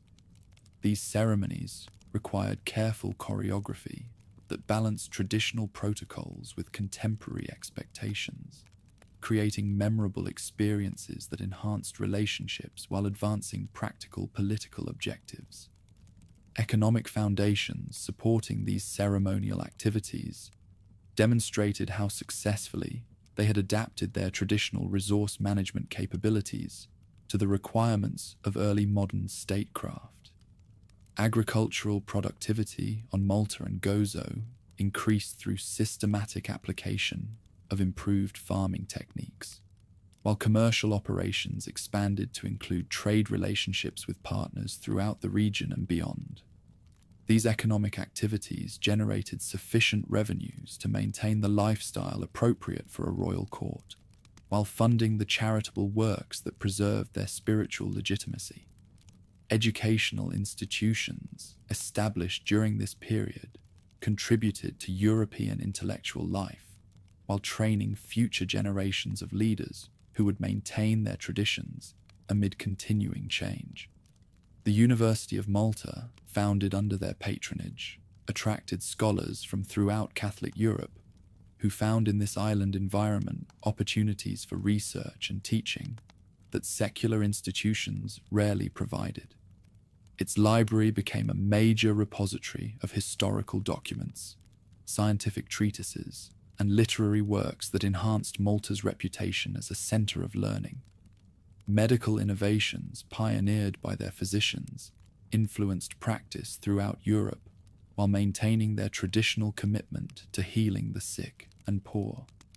The sacred infirmary constructed in their capital became a model for hospital design that combined the latest advances in medical knowledge with features that promoted healing while maintaining institutional efficiency. Foreign medical students traveled to Malta to study techniques that had been refined through centuries of practical experience treating combat injuries and tropical diseases. As the 18th century drew toward its close, they faced challenges that would test every capability developed over 7 centuries of institutional evolution. Intellectual ferment of the Enlightenment questioned traditional religious authority, while political upheavals that would soon transform Europe threatened the stable international framework that had enabled their survival as an independent entity. Revolutionary ideologies emerging from intellectual circles throughout Europe posed fundamental challenges to organizations whose legitimacy rested on traditional concepts of religious mission and aristocratic privilege. Their international character and conservative political orientation made them natural targets for criticism from thinkers who advocated democratic governance, secular authority, and national self-determination. These intellectual attacks preceded the physical threats that would soon emerge from the political chaos engulfing the continent. Approaching crisis would test whether the capabilities that had enabled them to defeat Ottoman expansion, the skills that had preserved their independence among competing European powers, and the expertise that had created their prosperous state, could adapt to forces that challenged the very foundations of the world they had helped to create. Their golden age was approaching its end, but the institutions they had built and the precedents they had established would influence the development of international law, practice, and humanitarian organization long after their territorial independence had become merely a historical memory. These former caregivers for sick pilgrims were about to face their ultimate test of adaptability in a world being transformed by revolution and war. Orthodox assumption of leadership created theological and political problems that threatened to split the community permanently. Catholic warriors who had devoted their lives to serving papal authority found themselves faced with the choice between accepting heretical leadership or abandoning all hope of restoration. The absurdity of an Orthodox autocrat ruling a Catholic organization demonstrated how completely revolutionary upheavals had disrupted traditional patterns of authority and legitimacy. Paul's intervention attracted support from desperate men who saw Russian military power as their only hope for recovering their homeland. Count Giulio Lita, representing the Tsar's interests in Rome, distributed Russian decorations and titles to community members willing to acknowledge Paul's authority. These Orthodox honors came with substantial financial support that enabled recipients to maintain aristocratic lifestyles during their exile, creating powerful incentives for abandoning traditional allegiances. The Catholic faction, led by Tommaso de Tomasis, steadfastly refused to recognize any authority except that of legitimate papal appointment. De Tomasis argued that accepting Orthodox leadership would constitute apostasy and destroy the spiritual foundations that had sustained their mission for 7 centuries. His supporters included many of the most respected senior members who preferred poverty and uncertainty to the spiritual compromise that Russian gold represented.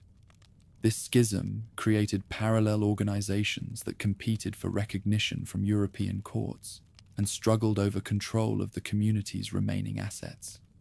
The Orthodox faction, supported by Russian diplomatic pressure, gained recognition from several German courts that valued Paul's support in their ongoing conflicts with revolutionary powers.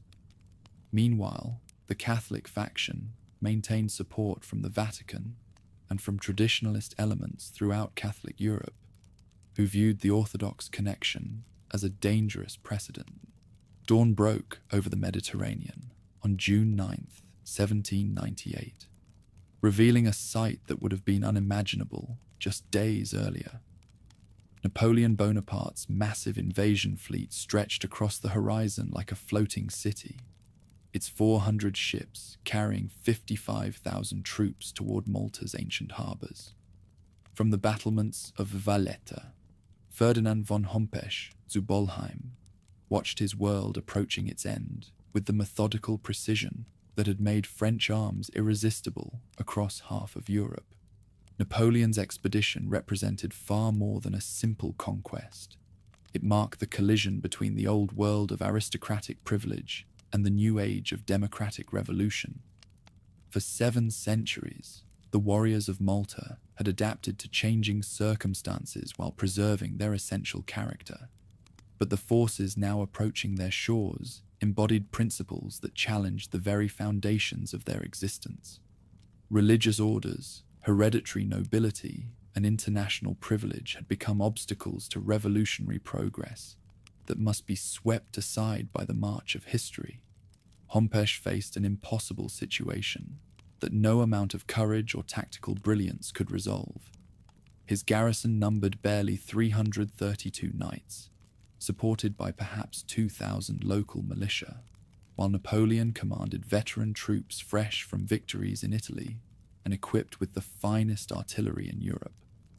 More devastating still was the psychological transformation that had already undermined resistance before the first shot was fired. Many younger knights had absorbed Enlightenment ideas that made them question whether their ancient institution deserved to survive in its traditional form. French revolutionary propaganda that preceded the invasion had systematically undermined loyalty among the very populations whose support would be essential for effective resistance. Proclamations promising liberation from feudal oppression, equality before the law, and an end to religious tyranny found receptive audiences among Maltese civilians who had grown weary of bearing the costs of maintaining an increasingly irrelevant warrior aristocracy. When revolution offered immediate material benefits in exchange for abandoning traditional loyalties, many chose pragmatic calculation over sentimental attachment. Intelligence networks that Napoleon's agents had established throughout the island provided detailed information about defensive capabilities, garrison strength, and political divisions that would determine the campaign's outcome. These operatives had spent months identifying potential collaborators, mapping fortress vulnerabilities, and preparing the psychological groundwork that would make resistance seem futile. By the time French ships appeared on the horizon, the conquest had already been half completed through espionage and propaganda. Within the council chambers of Valletta, bitter debates raged over whether resistance or submission offered the better path forward. Older knights who remembered the glory days of corsair warfare insisted that honor demanded fighting to the death, regardless of the odds. Younger members, influenced by revolutionary ideals, argued that clinging to medieval privileges would only bring unnecessary destruction upon innocent civilians. Between these extremes, pragmatists calculated whether the order could somehow preserve its essential mission while accommodating the political realities of the revolutionary age. Hompesch himself embodied the tragic contradictions that paralyzed effective decision-making during this crisis. Elected as a reformer who might modernize the institution, he lacked both the charismatic authority necessary for inspiring heroic resistance and the revolutionary vision required for embracing fundamental change. His Germanic background made him suspect to French and Italian knights who questioned his commitment to their traditions, while his aristocratic instincts prevented him from understanding the democratic forces that were reshaping European civilization. When French envoys arrived under flags of truce demanding surrender, they carried terms that revealed Napoleon's sophisticated understanding of both the order's weaknesses and their continuing potential value. Rather than simply demanding unconditional capitulation, the French offered to preserve the institution's charitable functions while eliminating its political independence and territorial sovereignty. Knights could continue their hospital work under French supervision, but their role as an autonomous power would end forever. Negotiations that followed demonstrated how completely the balance of power had shifted since the Great Siege of 1565, where Suleiman the Magnificent had been forced to withdraw after months of costly fighting. Napoleon achieved surrender through a combination of overwhelming force and political manipulation that made resistance seem both futile and morally questionable. The psychological warfare that accompanied these negotiations proved as devastating as any artillery bombardment. Opposition to surrender emerged primarily from the older knights who had dedicated their lives to preserving traditions that stretched back to Gerard's original hospital in Jerusalem. These men understood that accepting French terms would transform their order from an independent institution into a subordinate charity, eliminating the sovereignty that had enabled their unique role in European politics. However, their protests carried little weight against the practical arguments of those who recognized that symbolic gestures could not overcome material realities. June 12, 1798, witnessed one of history's most anticlimactic endings to a great military tradition. After token resistance that lasted barely 3 days, Hompesh ordered the surrender that opened Malta's gates to French occupation.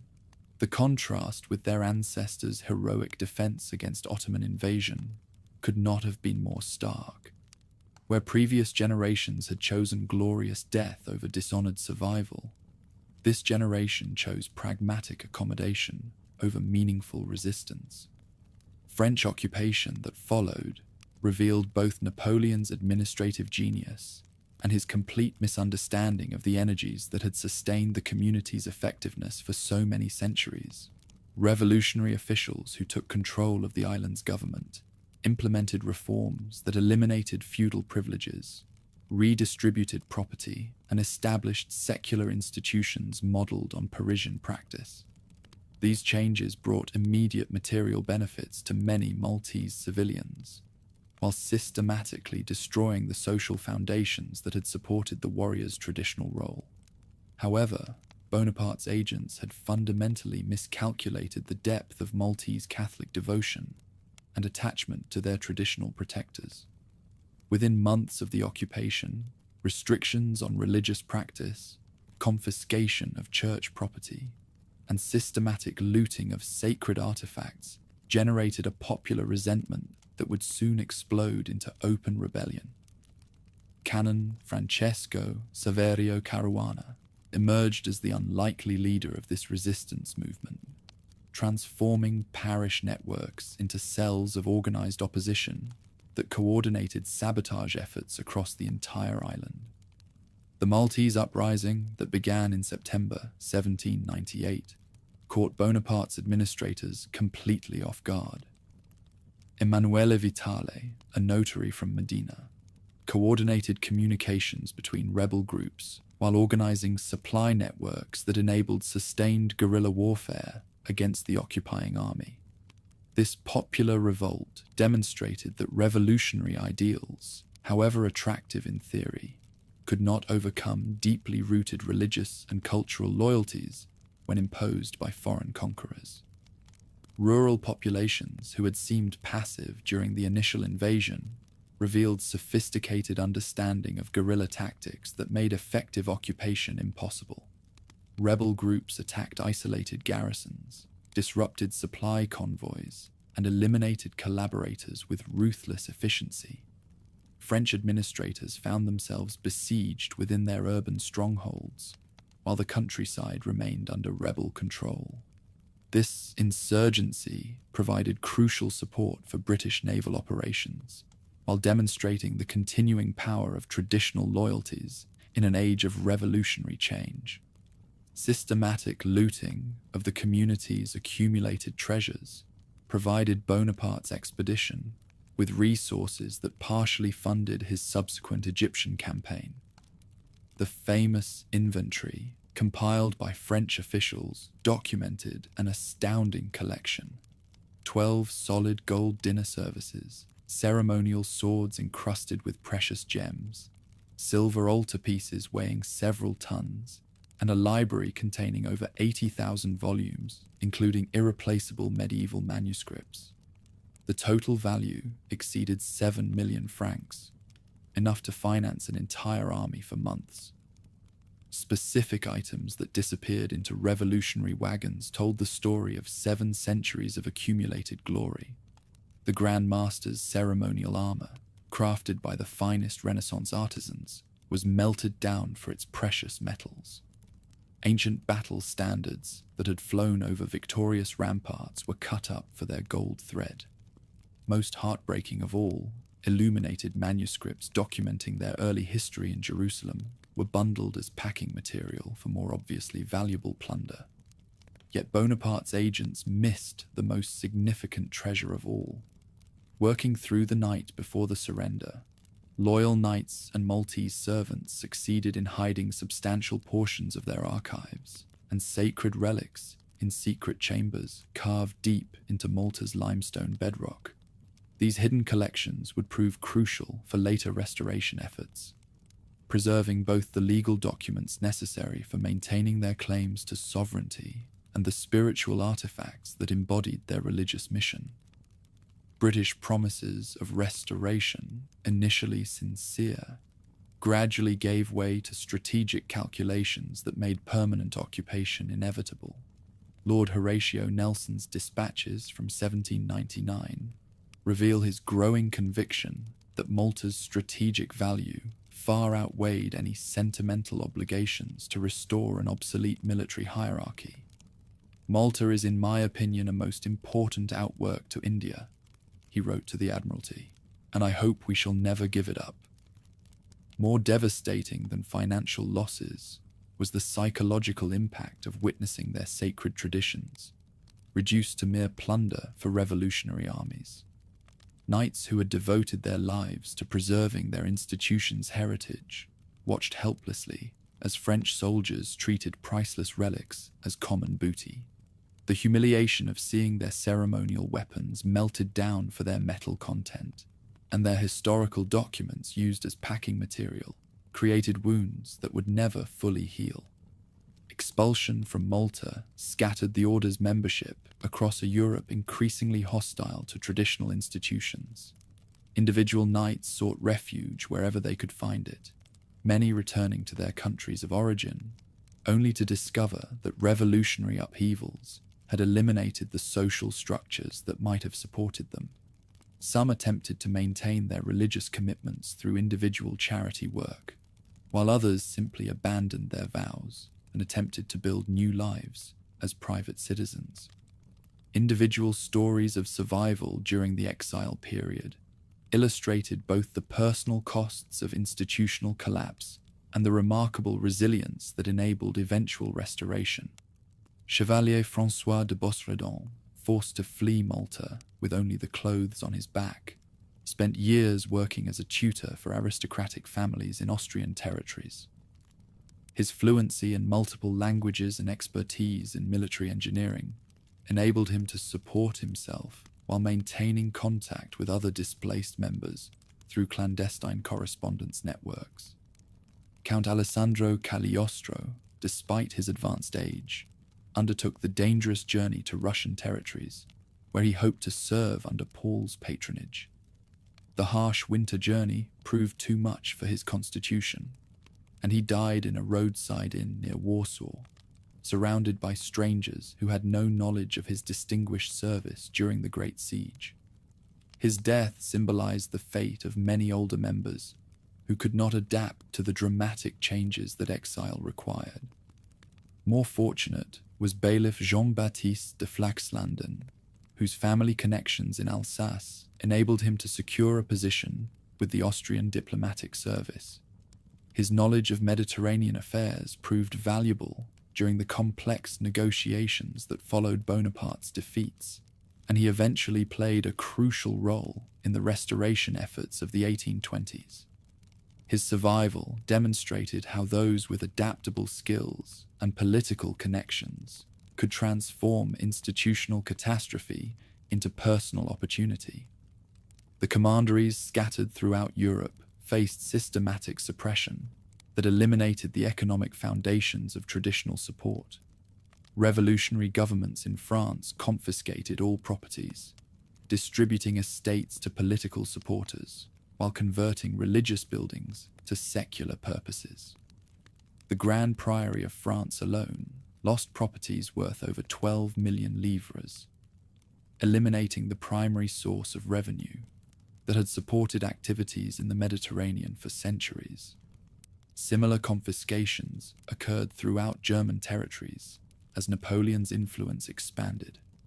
The Grand Priory of Germany, with its extensive holdings in Bavaria and the Rhineland, disappeared entirely when local rulers chose to support Bonaparte, rather than honor their traditional obligations to a displaced religious hierarchy. These losses eliminated not just immediate income, but the hereditary relationships with noble families that had provided political support for centuries. Bartolomeo Ruspoli emerged as one of the most determined advocates for restoration, operating from Sicily, where he attempted to coordinate resistance efforts while maintaining the order's legal claims to independence. His efforts demonstrated both the persistence of institutional loyalty and the practical difficulties of organizing effective opposition to French occupation. Without territorial base, financial resources, or political support from major powers, such restoration attempts remained largely symbolic gestures rather than serious threats to revolutionary control. Meanwhile, Napoleon's strategic miscalculation in maintaining control of Malta became apparent as British naval forces began systematic efforts to reclaim the island for their own purposes. Admiral Horatio Nelson understood that controlling Malta's harbours would provide decisive advantages in the Mediterranean campaign against French expansion. However, British motivations had nothing to do with restoring the order's independence.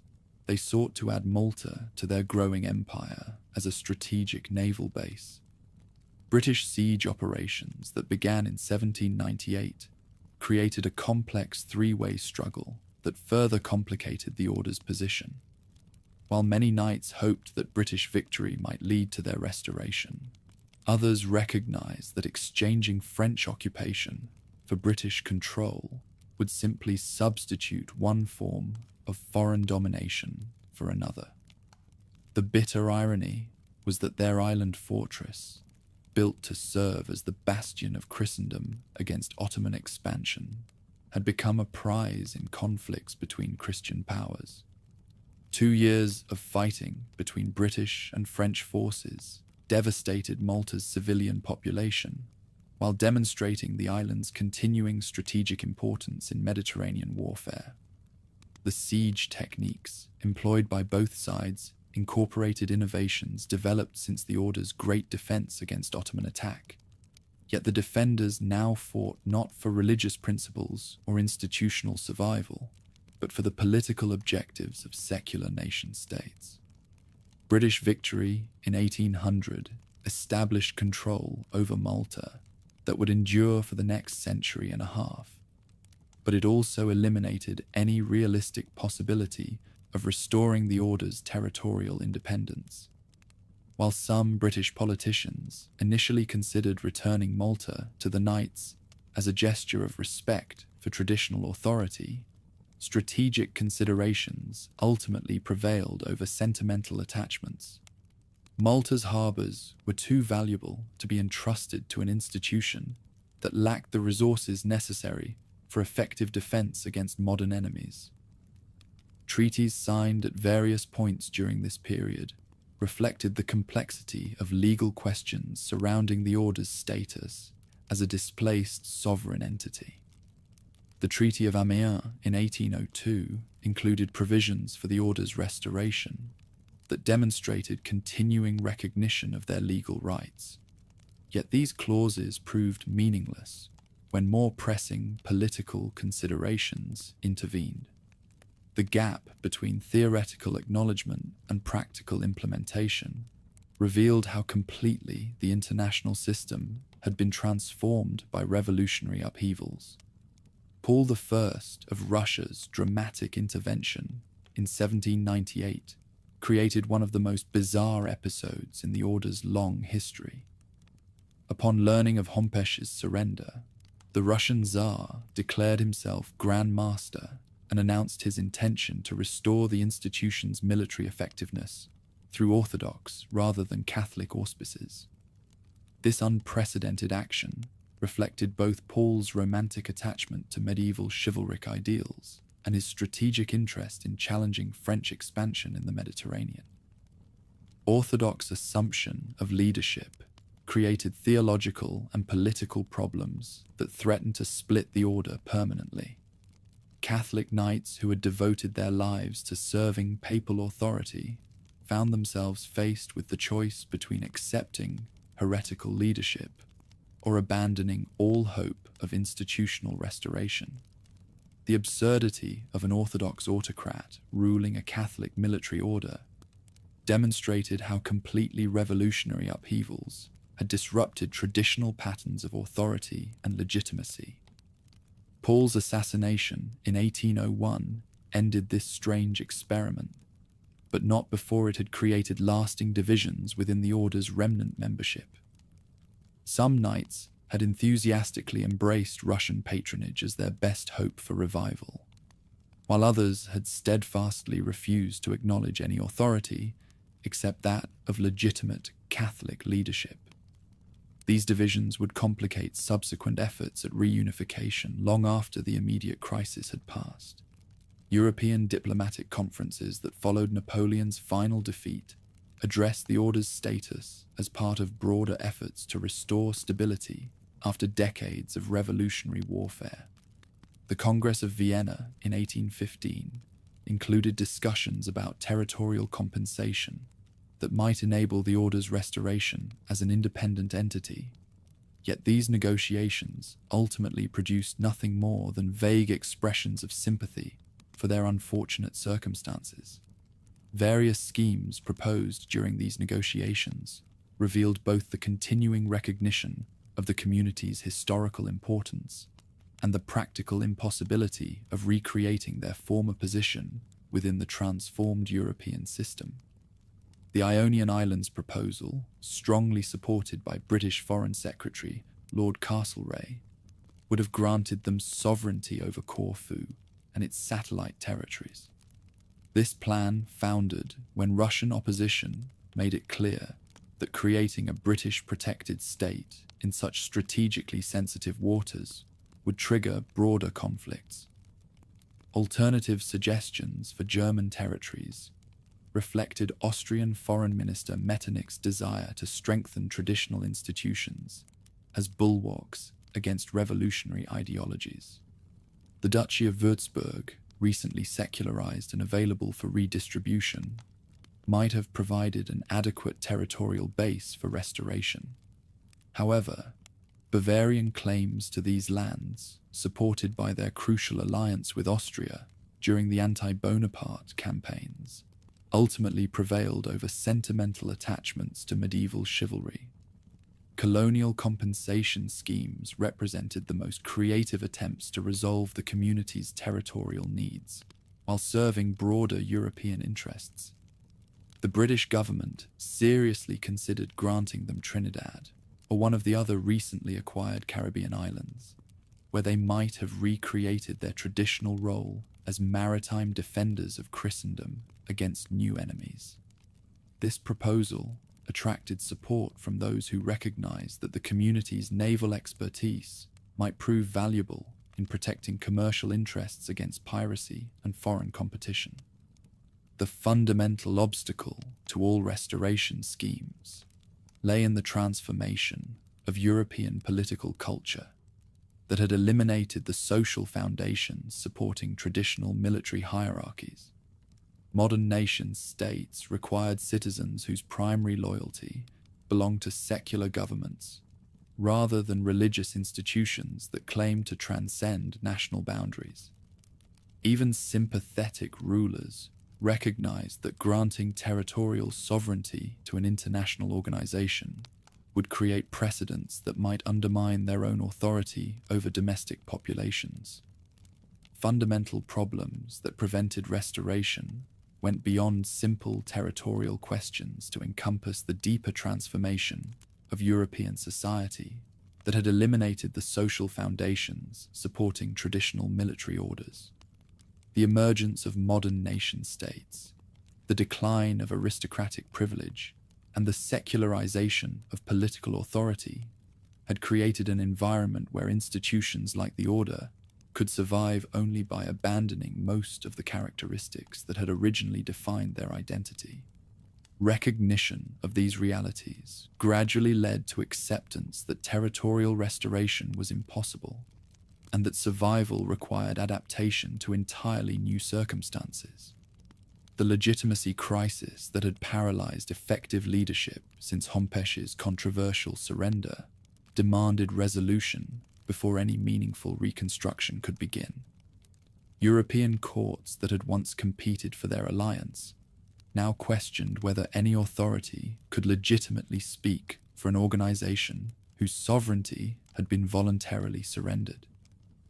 The delicate negotiations that eventually produced papal recognition in 1834, required compromises that fundamentally altered the community's constitutional position while preserving their essential spiritual mission.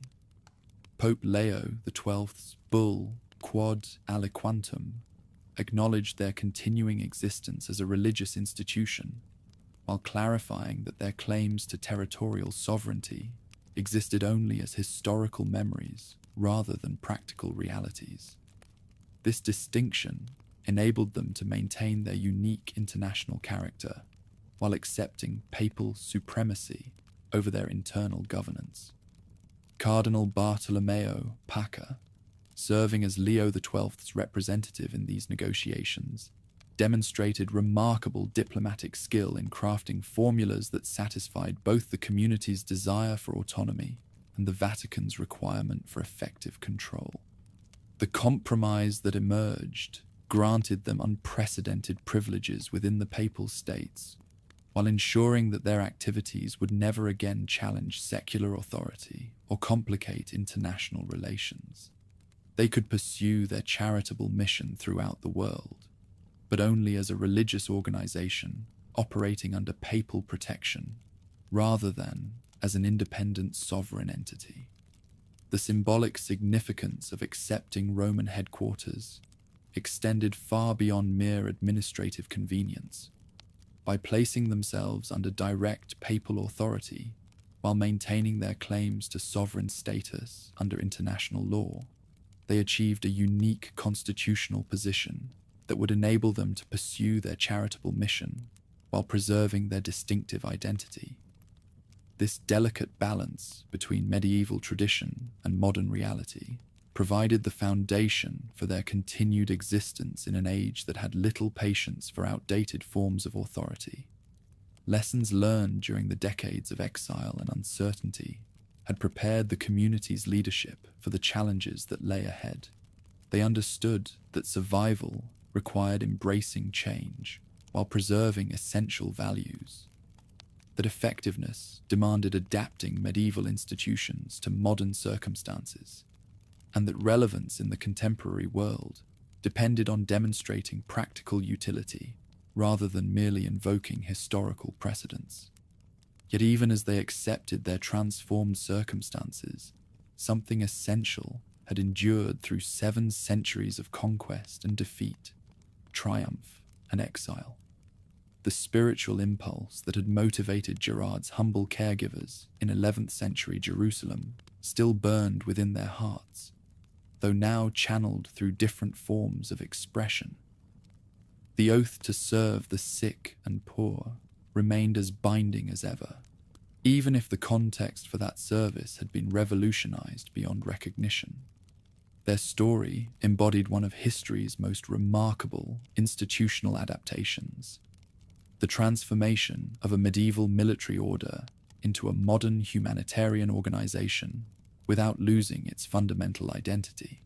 From the limestone cliffs of Malta to the corridors of the Vatican, from the battlefields of the Crusades to the hospitals of the modern world, they had demonstrated an extraordinary capacity for renewal that few institutions in human history had matched.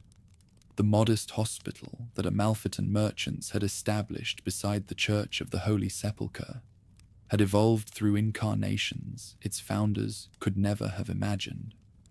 Warrior monks who had defied Ottoman expansion, sovereign princes who had ruled a maritime empire, and now servants of charity operating under papal protection. Each transformation had preserved the essential mission while adapting to the demands of changing times. As the bells of Rome announced the dawn of their new age in 1834, the last echoes of ancient battles faded into memory. The weapons were laid aside, the fortresses abandoned to history, the dreams of territorial sovereignty surrendered to revolutionary necessity. Yet something indestructible survived, a commitment to human dignity that had outlasted empires and would endure long after the last traces of their island kingdom had crumbled into the Mediterranean Sea. Gerard's hospital had become eternal, not through the preservation of stone and mortar, but through the endless renewal of compassion in service to those who suffered. The Knights Hospitaller lived on, no longer as lords of war, but as servants of mercy, carrying forward a mission that had begun in the shadow of Calvary and would continue until the end of time itself.